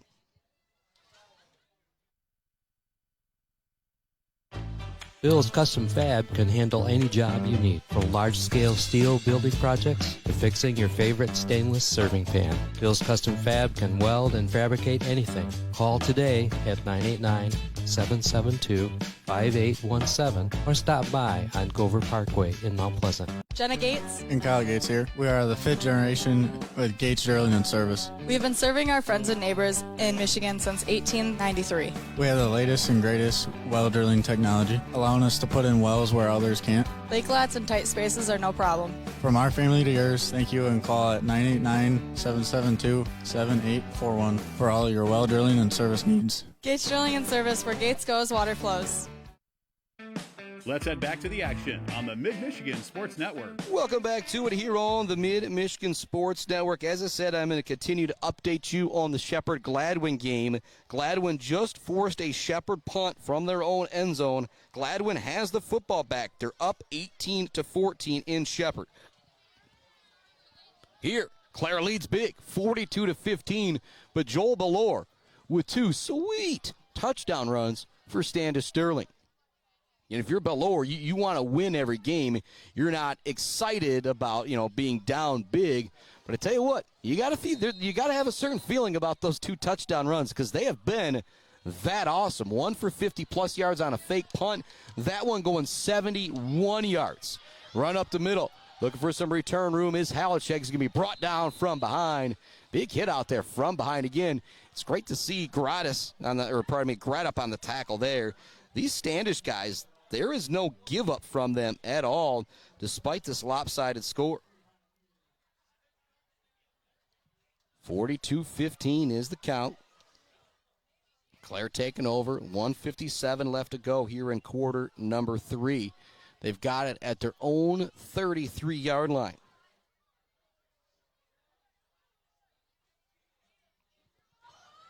Shotgun look for Alexander. Heinz was lined up to his right, now switches to his left. Still a 4 wide receiver set for Clare. Halachek goes in motion. Hand off to Heinz up the middle. Turns it inside. It's a nice job getting what he can. It's good defense from Standish Sterling, but Heinz still able to make something out of it. And now if you're Clare, you're probably going to really start to churn some clock here. And if you're Dane Alexander, you've got the play clock back in the corner of the end zone that you can reference every time you need to. It's at 20 seconds right now as they come to the line of scrimmage with that 4 wide receiver set. In the slot to the left is Donovan Hoogerhide. He's in motion. Hand off to Heinz again all the way. He's got to cut it back immediately, but he's going to have first down yardage for the Pioneers. Clock stops for a moment as they reset the chains. 42-15 is the score here. All Clare all the time. It was 21-9. Standish had it back towards the end of that first half. And I said, if they score here, we might have a ball game. Clare was able to score twice to make it 35-9. Then a third time to make it 42-9. Ball is on the ground. Standish might have recovered the fumble. We're waiting to see the signal from the official. They still haven't signaled actually Standish ball, but the offenses and defenses are coming off, and so a fumble will be the result of that possession. The score remains 42-15, but Standish gets to take back over. And again, if you're Standish, you're not going to win this game, but coming in at 0-5, you're not going to feel too bad about your performance. And Gladwin is now backed up against Clare, second down and long. There's 3:22 left in Shepherd. Gladwin leads Shepherd 18-14. I formation look.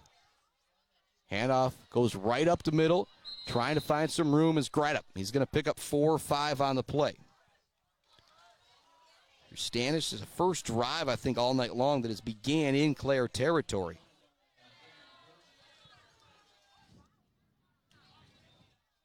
Second down and 6 for Standish Sterling.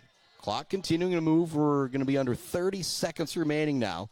There's 19 seconds on the play clock, so this will probably be the final play of the third quarter. I formation look for Belore again. He's going to hand it off to the deep back, Riley Blanchard. He's got first down. First down pickup here to the near side before he's brought down by a couple Pioneers on the play. We do have a late flag coming in, though. And it's going to be a hold that's going to back up Standish Sterling.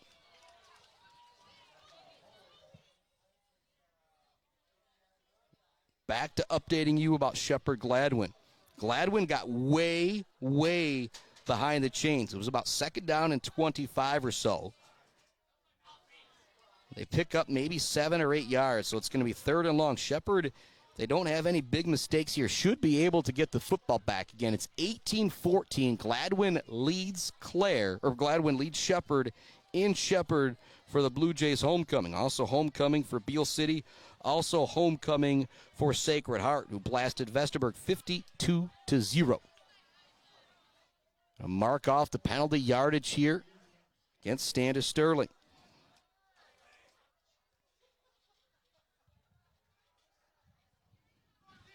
Second down, 15 or so here. 14 seconds left in our third quarter.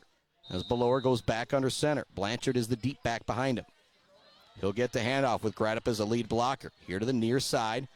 He's going to pick up maybe 7 or 8 there to make it a manageable third down. That will be the final play of the third quarter.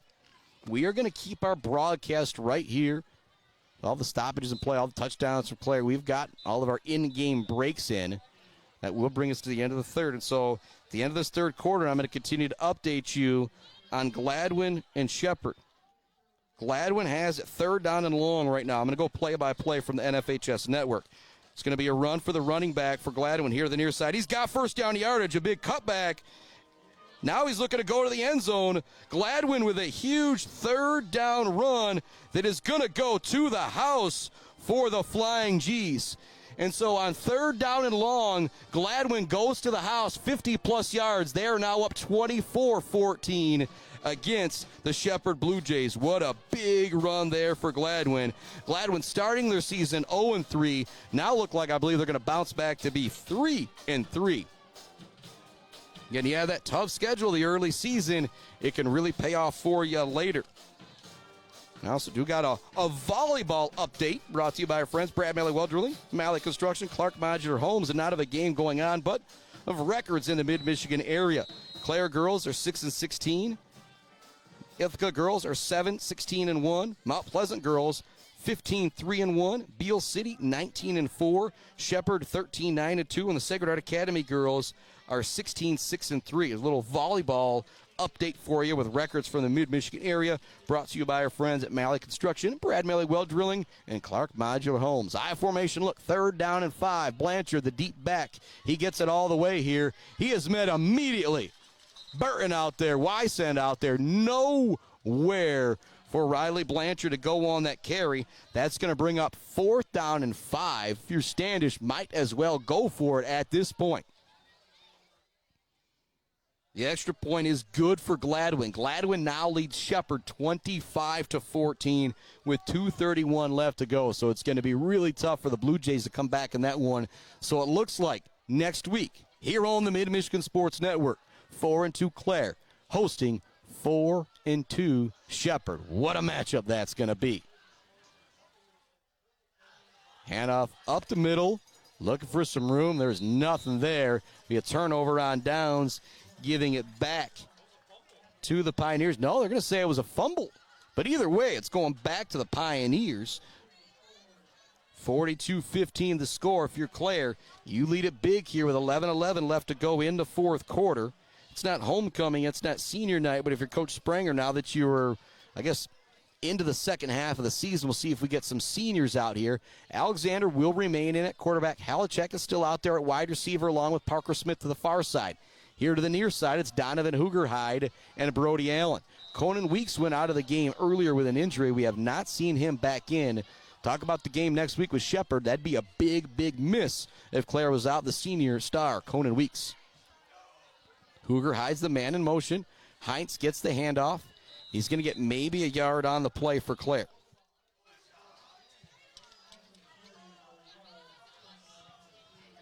Clare got this ball with 11:11 left to go in the fourth. Their own 44-yard line. Again, looking to pick up a couple first downs, looking to run some clock here. If you get into the end zone, obviously it would be great.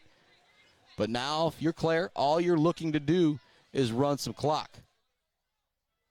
Late substitution coming in. Hoogerhide is going to switch to running back. Mason Heinz going to come out of the game and get a little clap for me because he's had a fantastic night. Daniel Alexander a bit more electric, running the ball in the open field, but Heinz picking up a bunch of those tough yards right up the middle.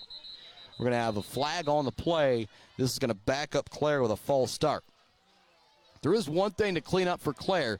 You've had some penalties and a couple timely penalties where you would have forced Standish Sterling into a fourth down and you gave him a first down. That happened twice in this ball game. You're not going to be able to do that next week against the Shepherd Blue Jay team, who's going to be 4-2. And you talked about how evenly matched these teams will be. They will both have the same two losses. Losing big to Ogama Heights, then losing close games to Gladwin. Albeit it'll be a 2-point game with Clare, and right now it's 11 with Shepherd, but still games that came down very, very late with Gladwin. Hoogerhide running hard to get back to the original line of scrimmage. That'll bring up third down, but a nice job by the Standish Sterling defense. And again, you got to give them credit. They just absolutely continue to fight. Third down and 9. Too wide to the near side, too wide to the far side. It's Alexander Hoogerhide in the shotgun in the backfield. 9:45 left to go. Man in motion is Allen. Hand it off to Hoogerhide. He's going to pick up 5 or 6 there. It's going to bring up fourth down here for Clare, but you're probably going to go for it as you're right near midfield, and you just want to continue to churn clock here in this game. 9:30 left to go. Shout out to my buddy Cody Bullard, who's actually giving me a little guff, saying not at the Shepherd game tonight, but I'm going to give him some guff back and say the teams that myself and Adam Gursky have covered this football season, they're undefeated this year. Things going pretty well when the Mid-Michigan Sports Network crew shows up. Hand off to Hoogerhide. He's got big room. Now looking for a tackle downfield. He dances, he jukes, he jives. He's across the 30, across the 20. Keeps fighting down to the 10. He stays on his feet, turns it back inside. He wants to go all the way. Number 5 takes it down to the 5 on fourth down. Big run there for Hoogerhide. Again, getting a little sleepy here in Clare as this game's just kind of starting to be salted away. But Hoogerhide wakes everybody back up with that huge run. Now Clare is in business. They've got it first and goal at the 5-yard line after the big run from number 5. 8:57 left to go in quarter number 4. Man in motion is Jacob Halachek. They hand it off to Hoogerhide up the middle. He's in. Touchdown, Pioneers. And now if Clare did go for 2 here, it would make it 35 in a running clock. But I don't think we're going to see that from Coach Sprenger and the crew. We'll see whether it's Miss Abby Boyd or Mr. Braden Humphrey that comes out there for the extra point. It will be Miss Abby Boyd out there for the extra point. 2 for 2 on the day. Out there for the hold is Alexander. It's 48-15, Clare in front. Kick is up. This one will be no good. 48-15 remains the score. Clare dominating this second half. It was 21-9 going into half number 2. They have absolutely owned this second half. leading it now 48-15. We're going to send it out to another commercial break here on the Mid-Michigan Sports Network. Got 8:46 left to go. Clare in control. Back with more right after this. Brad Malley Well Drilling has proudly served Mid-Michigan since the early 1990s. We are family-owned with 3 licensed drillers and over 100 years of experience. We specialize in 5-inch PVC water wells and systems ranging from 2 to 12 inches. Every well we do includes a 5-year warranty and 1-year parts and labor guarantee. We are available 24/7, and you'll always talk to a real person. Call Brad Malley Well Drilling today for a free estimate. Trusted service, generation after generation. Clark Modular Homes in Mount Pleasant are a one-stop shop from the buy, the build, and beyond with their fantastic service department. Stop in to see their selection and purchase options today on Pickard Road or visit them online at modularhomesbyclark.com. Clark Modular Homes, supporting Mid-Michigan youth in and out of the classroom. Let's head back to the action on the Mid-Michigan Sports Network. 48-15 our score. 8:46 left to go in the ball game. All that's left to do is talk about some of our accolades. There's Aid Batchelder, baller of the game, going to Dane Alexander. Bill's Custom Fab, fabrication of the game. Big hit out there. Woohoo! Cruise Camp not ready to give up on this one as he levels the returner there for Clare. A little J&J Auto collision report from Dylan Cruise Camp on that one. And more updates going around. Gladwin on top of Shepherd late, 25-14. Kind of waiting to see that one go final. Shepherd not quitting, not fighting. Looks like they're driving down the field a bit. Our score here, 48-15. All Clare all the time after the big Hoogerhide run and the Hoogerhide TD moments ago. But it's been 4 touchdown runs from Dane Alexander. 1 touchdown toss for the junior quarterback as well. He has been unbelievable. As I mentioned, our Zaid Batchelder, baller of the game. They faked the handoff, looking to run it now as Belor. There's nowhere for him to go in the backfield. Immediately was Levi Darnell for Clare.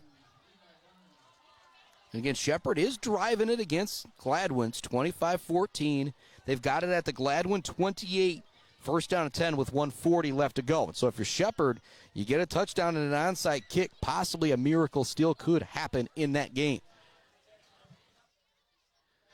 Standish Sterling taking their time coming out to the huddle. Clock is now running after that first down play.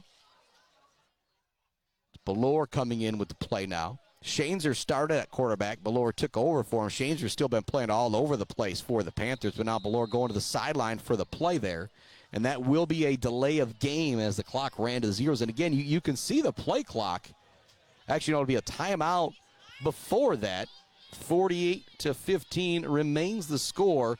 We'll take another timeout here, and we're going to hear from some more of our friends again that you may have already heard from earlier today, but we'll send it out to another break. Be back with the second down and 10 play right after this here on the Mid-Michigan Sports Network. Hi, I'm attorney Joe Barbary. Just like doctors specialize in areas of medicine, at Barbary Law, we specialize in getting you the best possible results. If you've been injured by someone else's negligence, you owe it to yourself and your family to call our legal team. At Barbary Law, we focus on one thing, and that's getting you the compensation you deserve. Every case we take personally. My attorney is Joe Barbary. He can be yours too. Mumford Oil and Gas Supply is your one-stop shop for top quality products and procurement in the Michigan oil and gas industry. With over 45 years of experience and a strong commitment to customer satisfaction, Mumford Oil and Gas Supply delivers the best solutions for your oil and gas production, drilling, and service needs. If you need it, Mumford Oil and Gas Supply can get it. Visit them on Fancher today or give them a call at 989-317-8582. Welcome back to it here on the Mid-Michigan Sports Network. Missed a play, but didn't miss much there. It was a short run for Standish Sterling. It's going to bring up third down and 6. Clock continues to roll.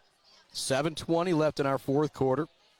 Clare leads it 48-15. Shotgun look here for Belor. Rolling to the near side. It's going to be complete, not for first down yardage, but the wide receiver Shaneser gets away from the initial attack, and he will have the first down. Clock will also stop as he goes out of bounds as well with 7:02 left to go in the fourth quarter. 48-15 the score. Weber Brothers Sawmill, timber of the game. Mumford Oil and Gas Supply assisted the game. The assist is also going to Dane Alexander for the sweet throw that he had in the front corner of the end zone to Parker Smith early in the game. He's rolling out here the near side of the field. He hit the sideline, was under pressure. He thought he was going to run it all the way, but instead he zings it and completes it. Cooper Wisen coming out of the game right now, getting a nice little ovation from the fans and from his teammates. And Wisen right now and Hunter Smith having some fun on the sideline right now. Timeout on the field coming from Standish Sterling once again here. They'll have one timeout remaining. 48-15 remains our score. As I check back in with the Blue Jays, I see a throw to the end zone that's going to be incomplete on a 3rd down and 10.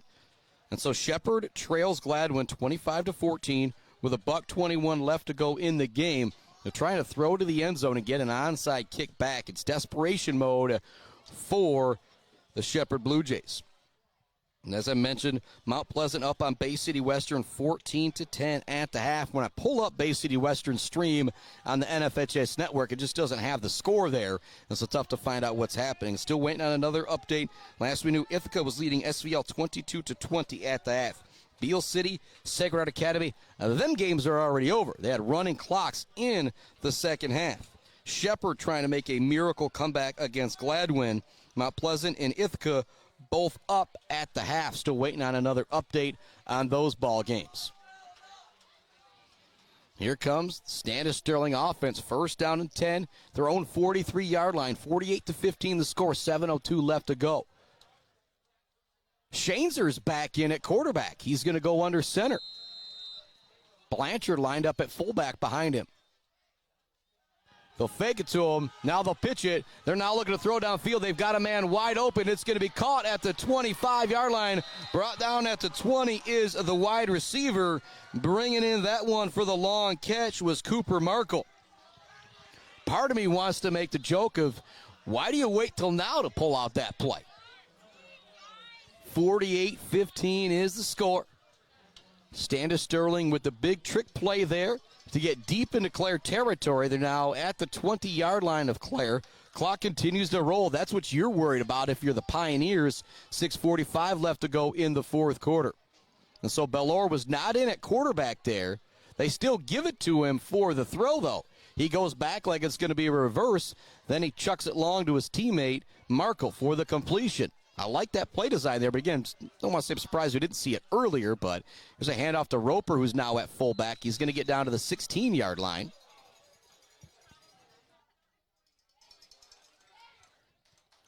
Second down and 7 now for Standish Sterling. Clock continues to move. 6:10 left to go here in our fourth quarter. 48-15, Pioneers with the lead.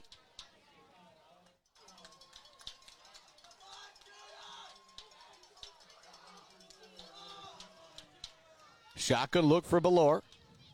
Fakes the handoff. He wants to throw. He's pressured right away. Gets the completion out to Shainzer. Gets away from one guy. He's got 1st down yardage before he's pushed out of bounds. It's Judah Woods pushing him out of bounds. 5th quarter action out there for Woods.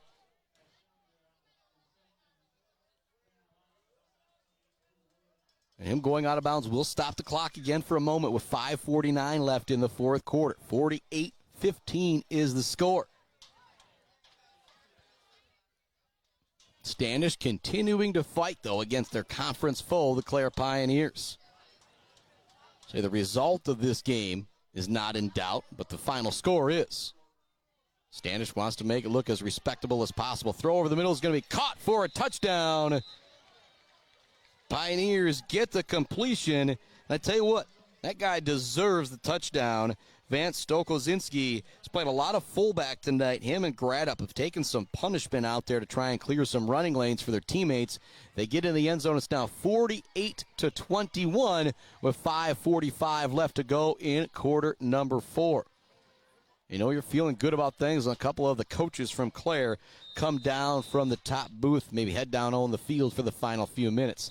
The extra point is going to be good, making it 48-21 21 with 5:45 left to go in quarter number 4. Again, we've had all of our commercial breaks in, maybe twice in this one.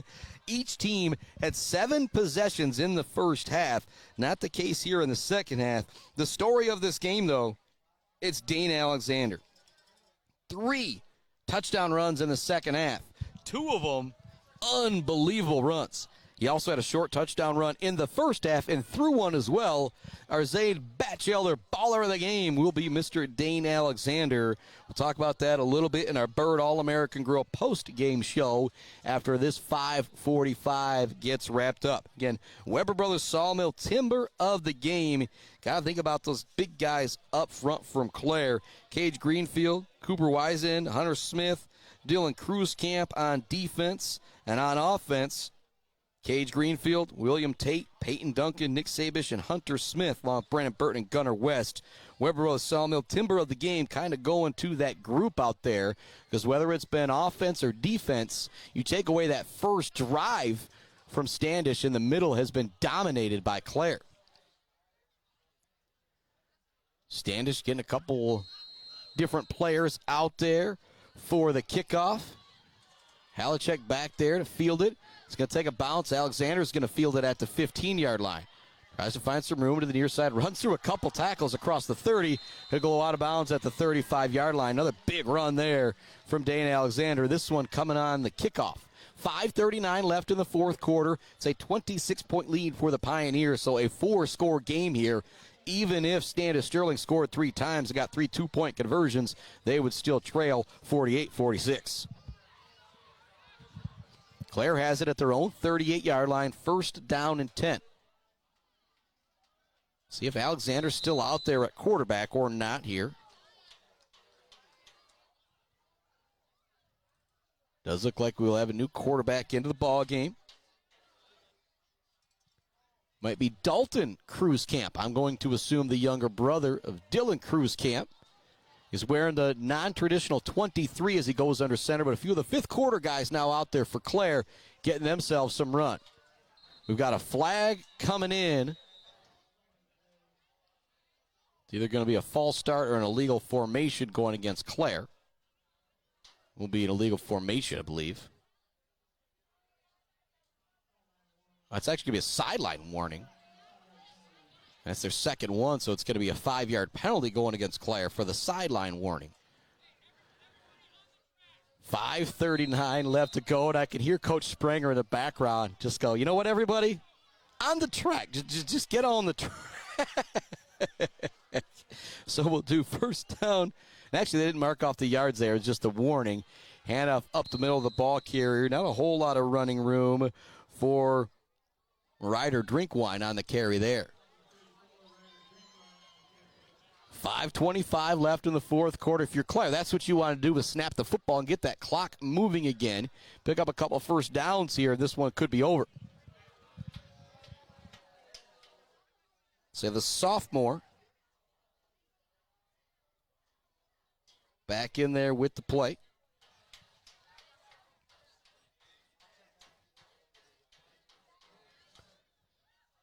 Handoff, nowhere to go for Clare. It's going to bring up third down. But again, if you're Clare, you're now under 5 minutes remaining in the ball game, and that's what you wanted to do, was to continue to run some clock.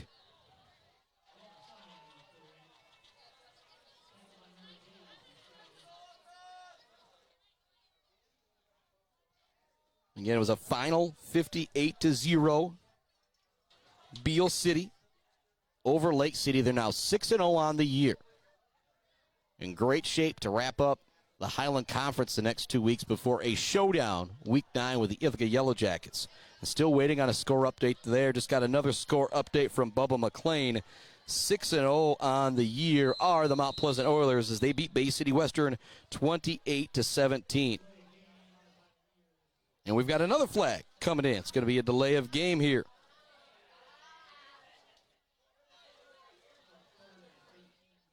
Bring up 3rd and 13. Another final 52-0 Segrad Academy over Vestaburg. And Gladwin was up 28-16 on Shepherd last I knew. Waiting to see if we can get any more up there. Pardon me, 14-26 or something like that. We'll pull that score back up on the NFHS network to see if that one has gone final. Shotgun look for Clare. We've got another flag coming in against Clare. And all these flags, yes, they continue to stop the clock. Much to the dismay of this guy and Adam Gursky at this point. A little story time now. You got to go back maybe 8, 9, 10 years when I was getting ready to officiate a wedding buddy Cody Wicklund, Brady Pash up in Sutton's Bay. And I had a game the night before that just kind of went on and on and on. Tomorrow I'm officiating a wedding down in Detroit. And it's like this game just kind of keeps going on and on and on. It's like the game will never end. I'm getting all the updates that final here, final there, final there. We still got 4 minutes left to go. Matter of fact, the Sacred Heart in Beale City, their games probably got done about a half hour ago, real time, with those running clocks for the entire second half. It looks like Gladwin is going to hang on to beat Shepherd. Mount Pleasant over Bay City Western. So the Mount Pleasant Oilers are now 6-0 on the year. The Beale City Aggies are 6-0 on the year. Waiting for another Ithaca Yellow Jacket update as they took on Saginaw Valley Lutheran tonight. Both of those teams coming in at 5-0. Shotgun look here on 4th down. They're going to go for it with the young Cruz camp. He wants to throw here to the near side. There's nobody there. He's flushed out of the pocket. Now running to his right. He's got to make a man miss to pick first down yardage. He got it. Great spin move from Dolan Cruzcamp, the sophomore. Dane Alexander is really excited about it on the sideline. First down yardage for Clare. They will move those chains. 3:14 left to go. And Cruzcamp trotting to the sideline to get another play from Coach Springer.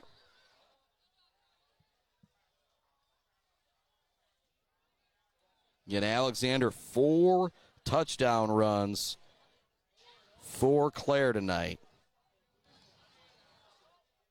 So many flags here in the 4th quarter. Just kind of deflated this game a bit. Man in motion. Hand it off to him. Nowhere for the ball carrier to go. Great job by the defensive front.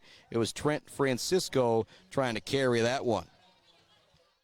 It's going to bring up 2nd down and long for Clare. The clock continues to churn, though.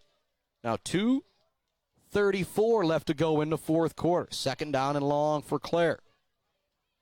Again, still waiting on one more update with Ithaca and Saginaw Valley Lutheran. We'll see if we can find an update for that in our Bird All-American Grill postgame show. But the way this 4th quarter is drug out, kind of talked about a lot of those accolades. The Bills' custom fabrication of the game, a pair of runs from Alexander, because I don't know how I'm going to pick one out of the two. Our player of the game, the Zaid Batchelder baller of the game, brought to you by our friends at Weefrich Financial, is going to be Mr. Alexander as well.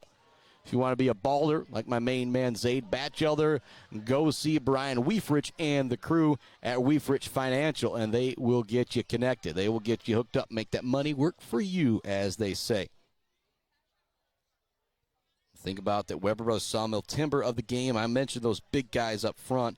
Hunter Smith, Nick Sabish, Peyton Duncan, William Tate, Cage Greenfield, Brandon Burton, Gunnar West. Also Dylan Cruzcamp, Cooper Wiesand. Just been dominant up front for Clare. Again, you take away Standish first drive where they were really able to move the football up front. They haven't done a whole lot. They've had 2 big runs since then and 1 big throw since then. So they've been able to get a couple big plays here and there, but for the most part, it has just been absolutely nothing. Got another timeout on the field here with 1:21 left to go. It was going to be a delay of game against Clare, and so Coach Springer wanted to call the quick timeout to make sure that his team is able to, if they're able to pick up this 3rd down and 13, they will be able to take a knee. I think that's what he's thinking here in this situation. And if you're Standish, if you get it back and somehow score, people look at that 48-30 score and kind of go, all right, Standish is improving, playing pretty well. And they lost 37-0 to Shepherd. Then it was overtime with Bullock Creek a couple weeks ago. And so continuing to improve on the season under the leadership of head coach Marty Malcolm. Will not be 1st down, or 3rd and 13. It's going to bring up 4th down and 9, I will say, after the short run. Clock continues to move. Standish technically has one timeout, but trailing by 26. I do not think we will see them use it here. So we'll have a quick Bird All-American Grill post-game show. And again, the last thing I'm really trying to do is maybe try and find that score for the Ithaca Yellow Jackets. Clock continues to move here on this fourth down play.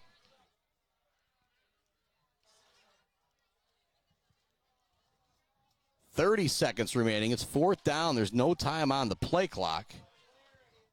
Still waiting to see if there's going to be they do throw the delay of game penalty here. And so it'll move them back 5 yards, but will it restart the actual clock here? I guess there's still 25 seconds on the play clock, so Clare technically still have to run another play no matter what here.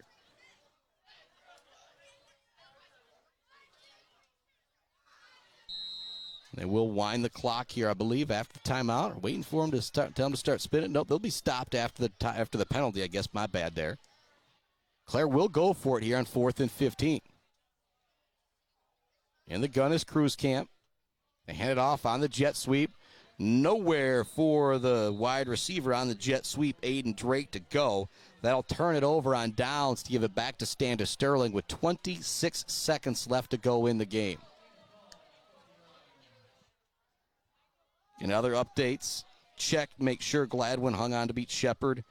But big wins, Mount Pleasant over Bay City Western. They're now 6-0 on the year. Beale City, big win over Lake City. They're now 6-0 on the year. Segrad Academy, big win over Vesterberg. They're now 3-3 on the year. Shepherd falls to Gladwin. They'll be 4-2 on the year. And if Ithaca hangs on to beat SVL, we'll check on that again here in a minute, they would be 6-0 on the year. Valor wants to throw, launches it over the middle. It's going to be incomplete. 21 seconds left to go in the fourth quarter.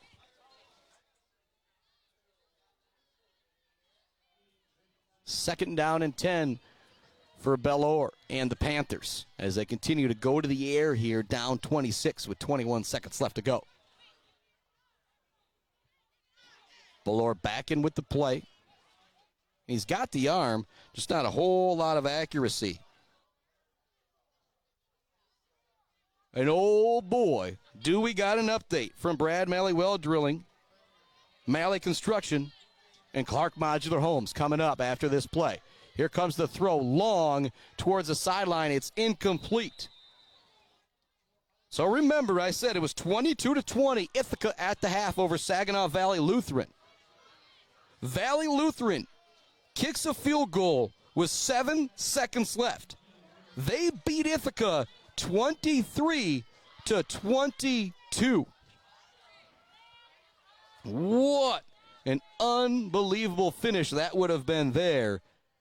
Ithaca now 5-1 on the year. SVL moves to 6-0 on the year. Clock is stopped here for this third down and 10 play. 14 seconds left to go.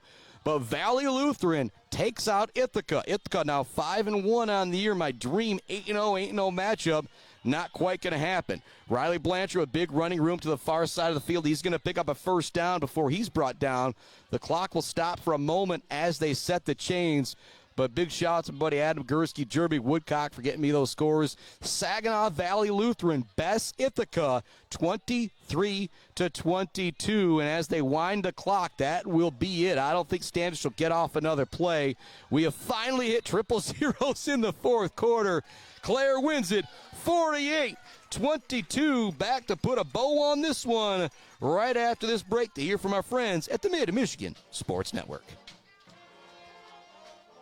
Jenna Gates. And Kyle Gates here. We are the fifth generation with Gates Drilling and Service. We've been serving our friends and neighbors in Michigan since 1893. We have the latest and greatest well drilling technology, allowing us to put in wells where others can't. Lake lots and tight spaces are no problem. From our family to yours, thank you, and call at 989-772-7841 for all your well drilling and service needs. Gates Drilling and Service, where Gates goes, water flows.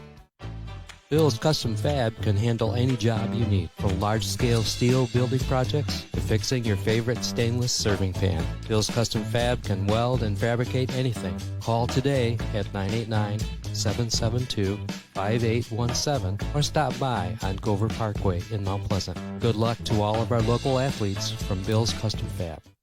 The Bird in downtown Mount Pleasant, open every day but Sunday for lunch and dinner. Delicious pizza, the world-famous Bird Burger, handcrafted, fresh-baked subs, many apps, and much more. There's something for everyone at The Bird in downtown Mount Pleasant, where friends gather like family. The Bird, supporting high school sports in mid-Michigan for nearly 100 years. We have all seen this sticker, maybe in Mount Pleasant, Beale City, Ithaca, or Traverse City.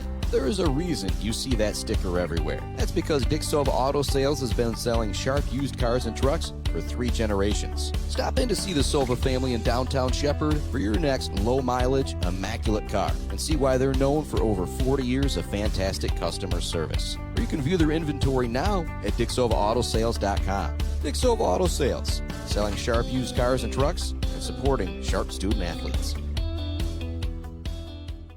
Powell Frame and Collision knows we all spend a lot of time looking out the windshield.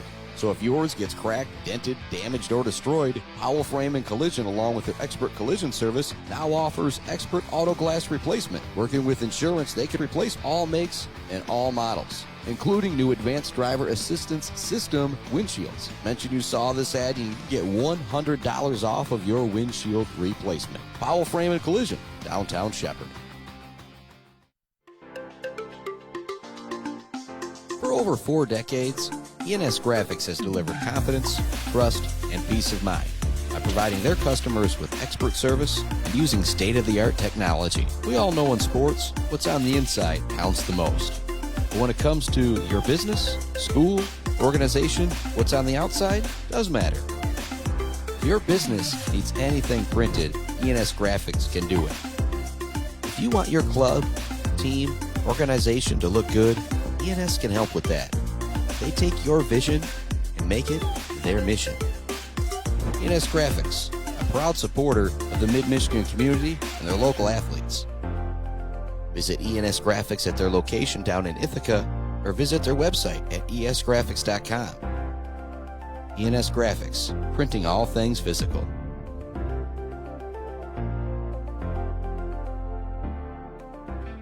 Let's head back to the action on the Mid-Michigan Sports Network. Welcome back to Brookwood Park one more time as we put a bow on this one. 48-22, the Clare Pioneers are victorious over Standish Sterling. They are now 4-2 on the year. Our Zaid Batchelder baller of the game brought to you by Weefrich Financial. We'll play Zaid's song real quick. Be back to put a bow on all this one. Let's head.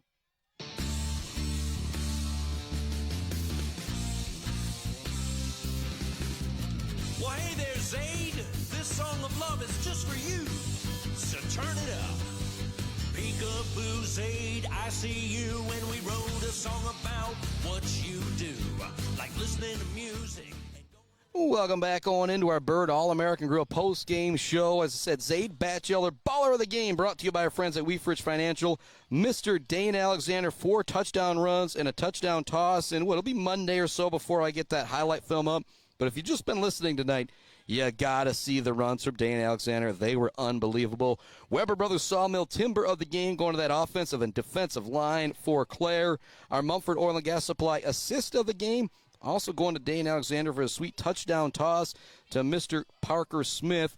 And again, that Bill's Custom Fab fabrication of the game, all about Dane Alexander. What a night he had in particular. 3 tutties in that third quarter, 2 of them just electric, amazing runs. Chris Bachman, sign off till next week. We got more volleyball. We got more football. Next week will be one of the biggest games of the year on the Mid-Michigan Sports Network. 4-2 Clare, 4-2 Shepherd. They've both lost to the same 2 teams, Ogama Heights and Gladwin. Both the Gladwin games were close. Both the Ogama games, Ogama ran away with it in the second half. What a matchup it's going to be next Friday back here at Brookwood Park in Clare. Make sure you join us for all the fun. Chris Bachman signing off on the Mid-Michigan Sports Network.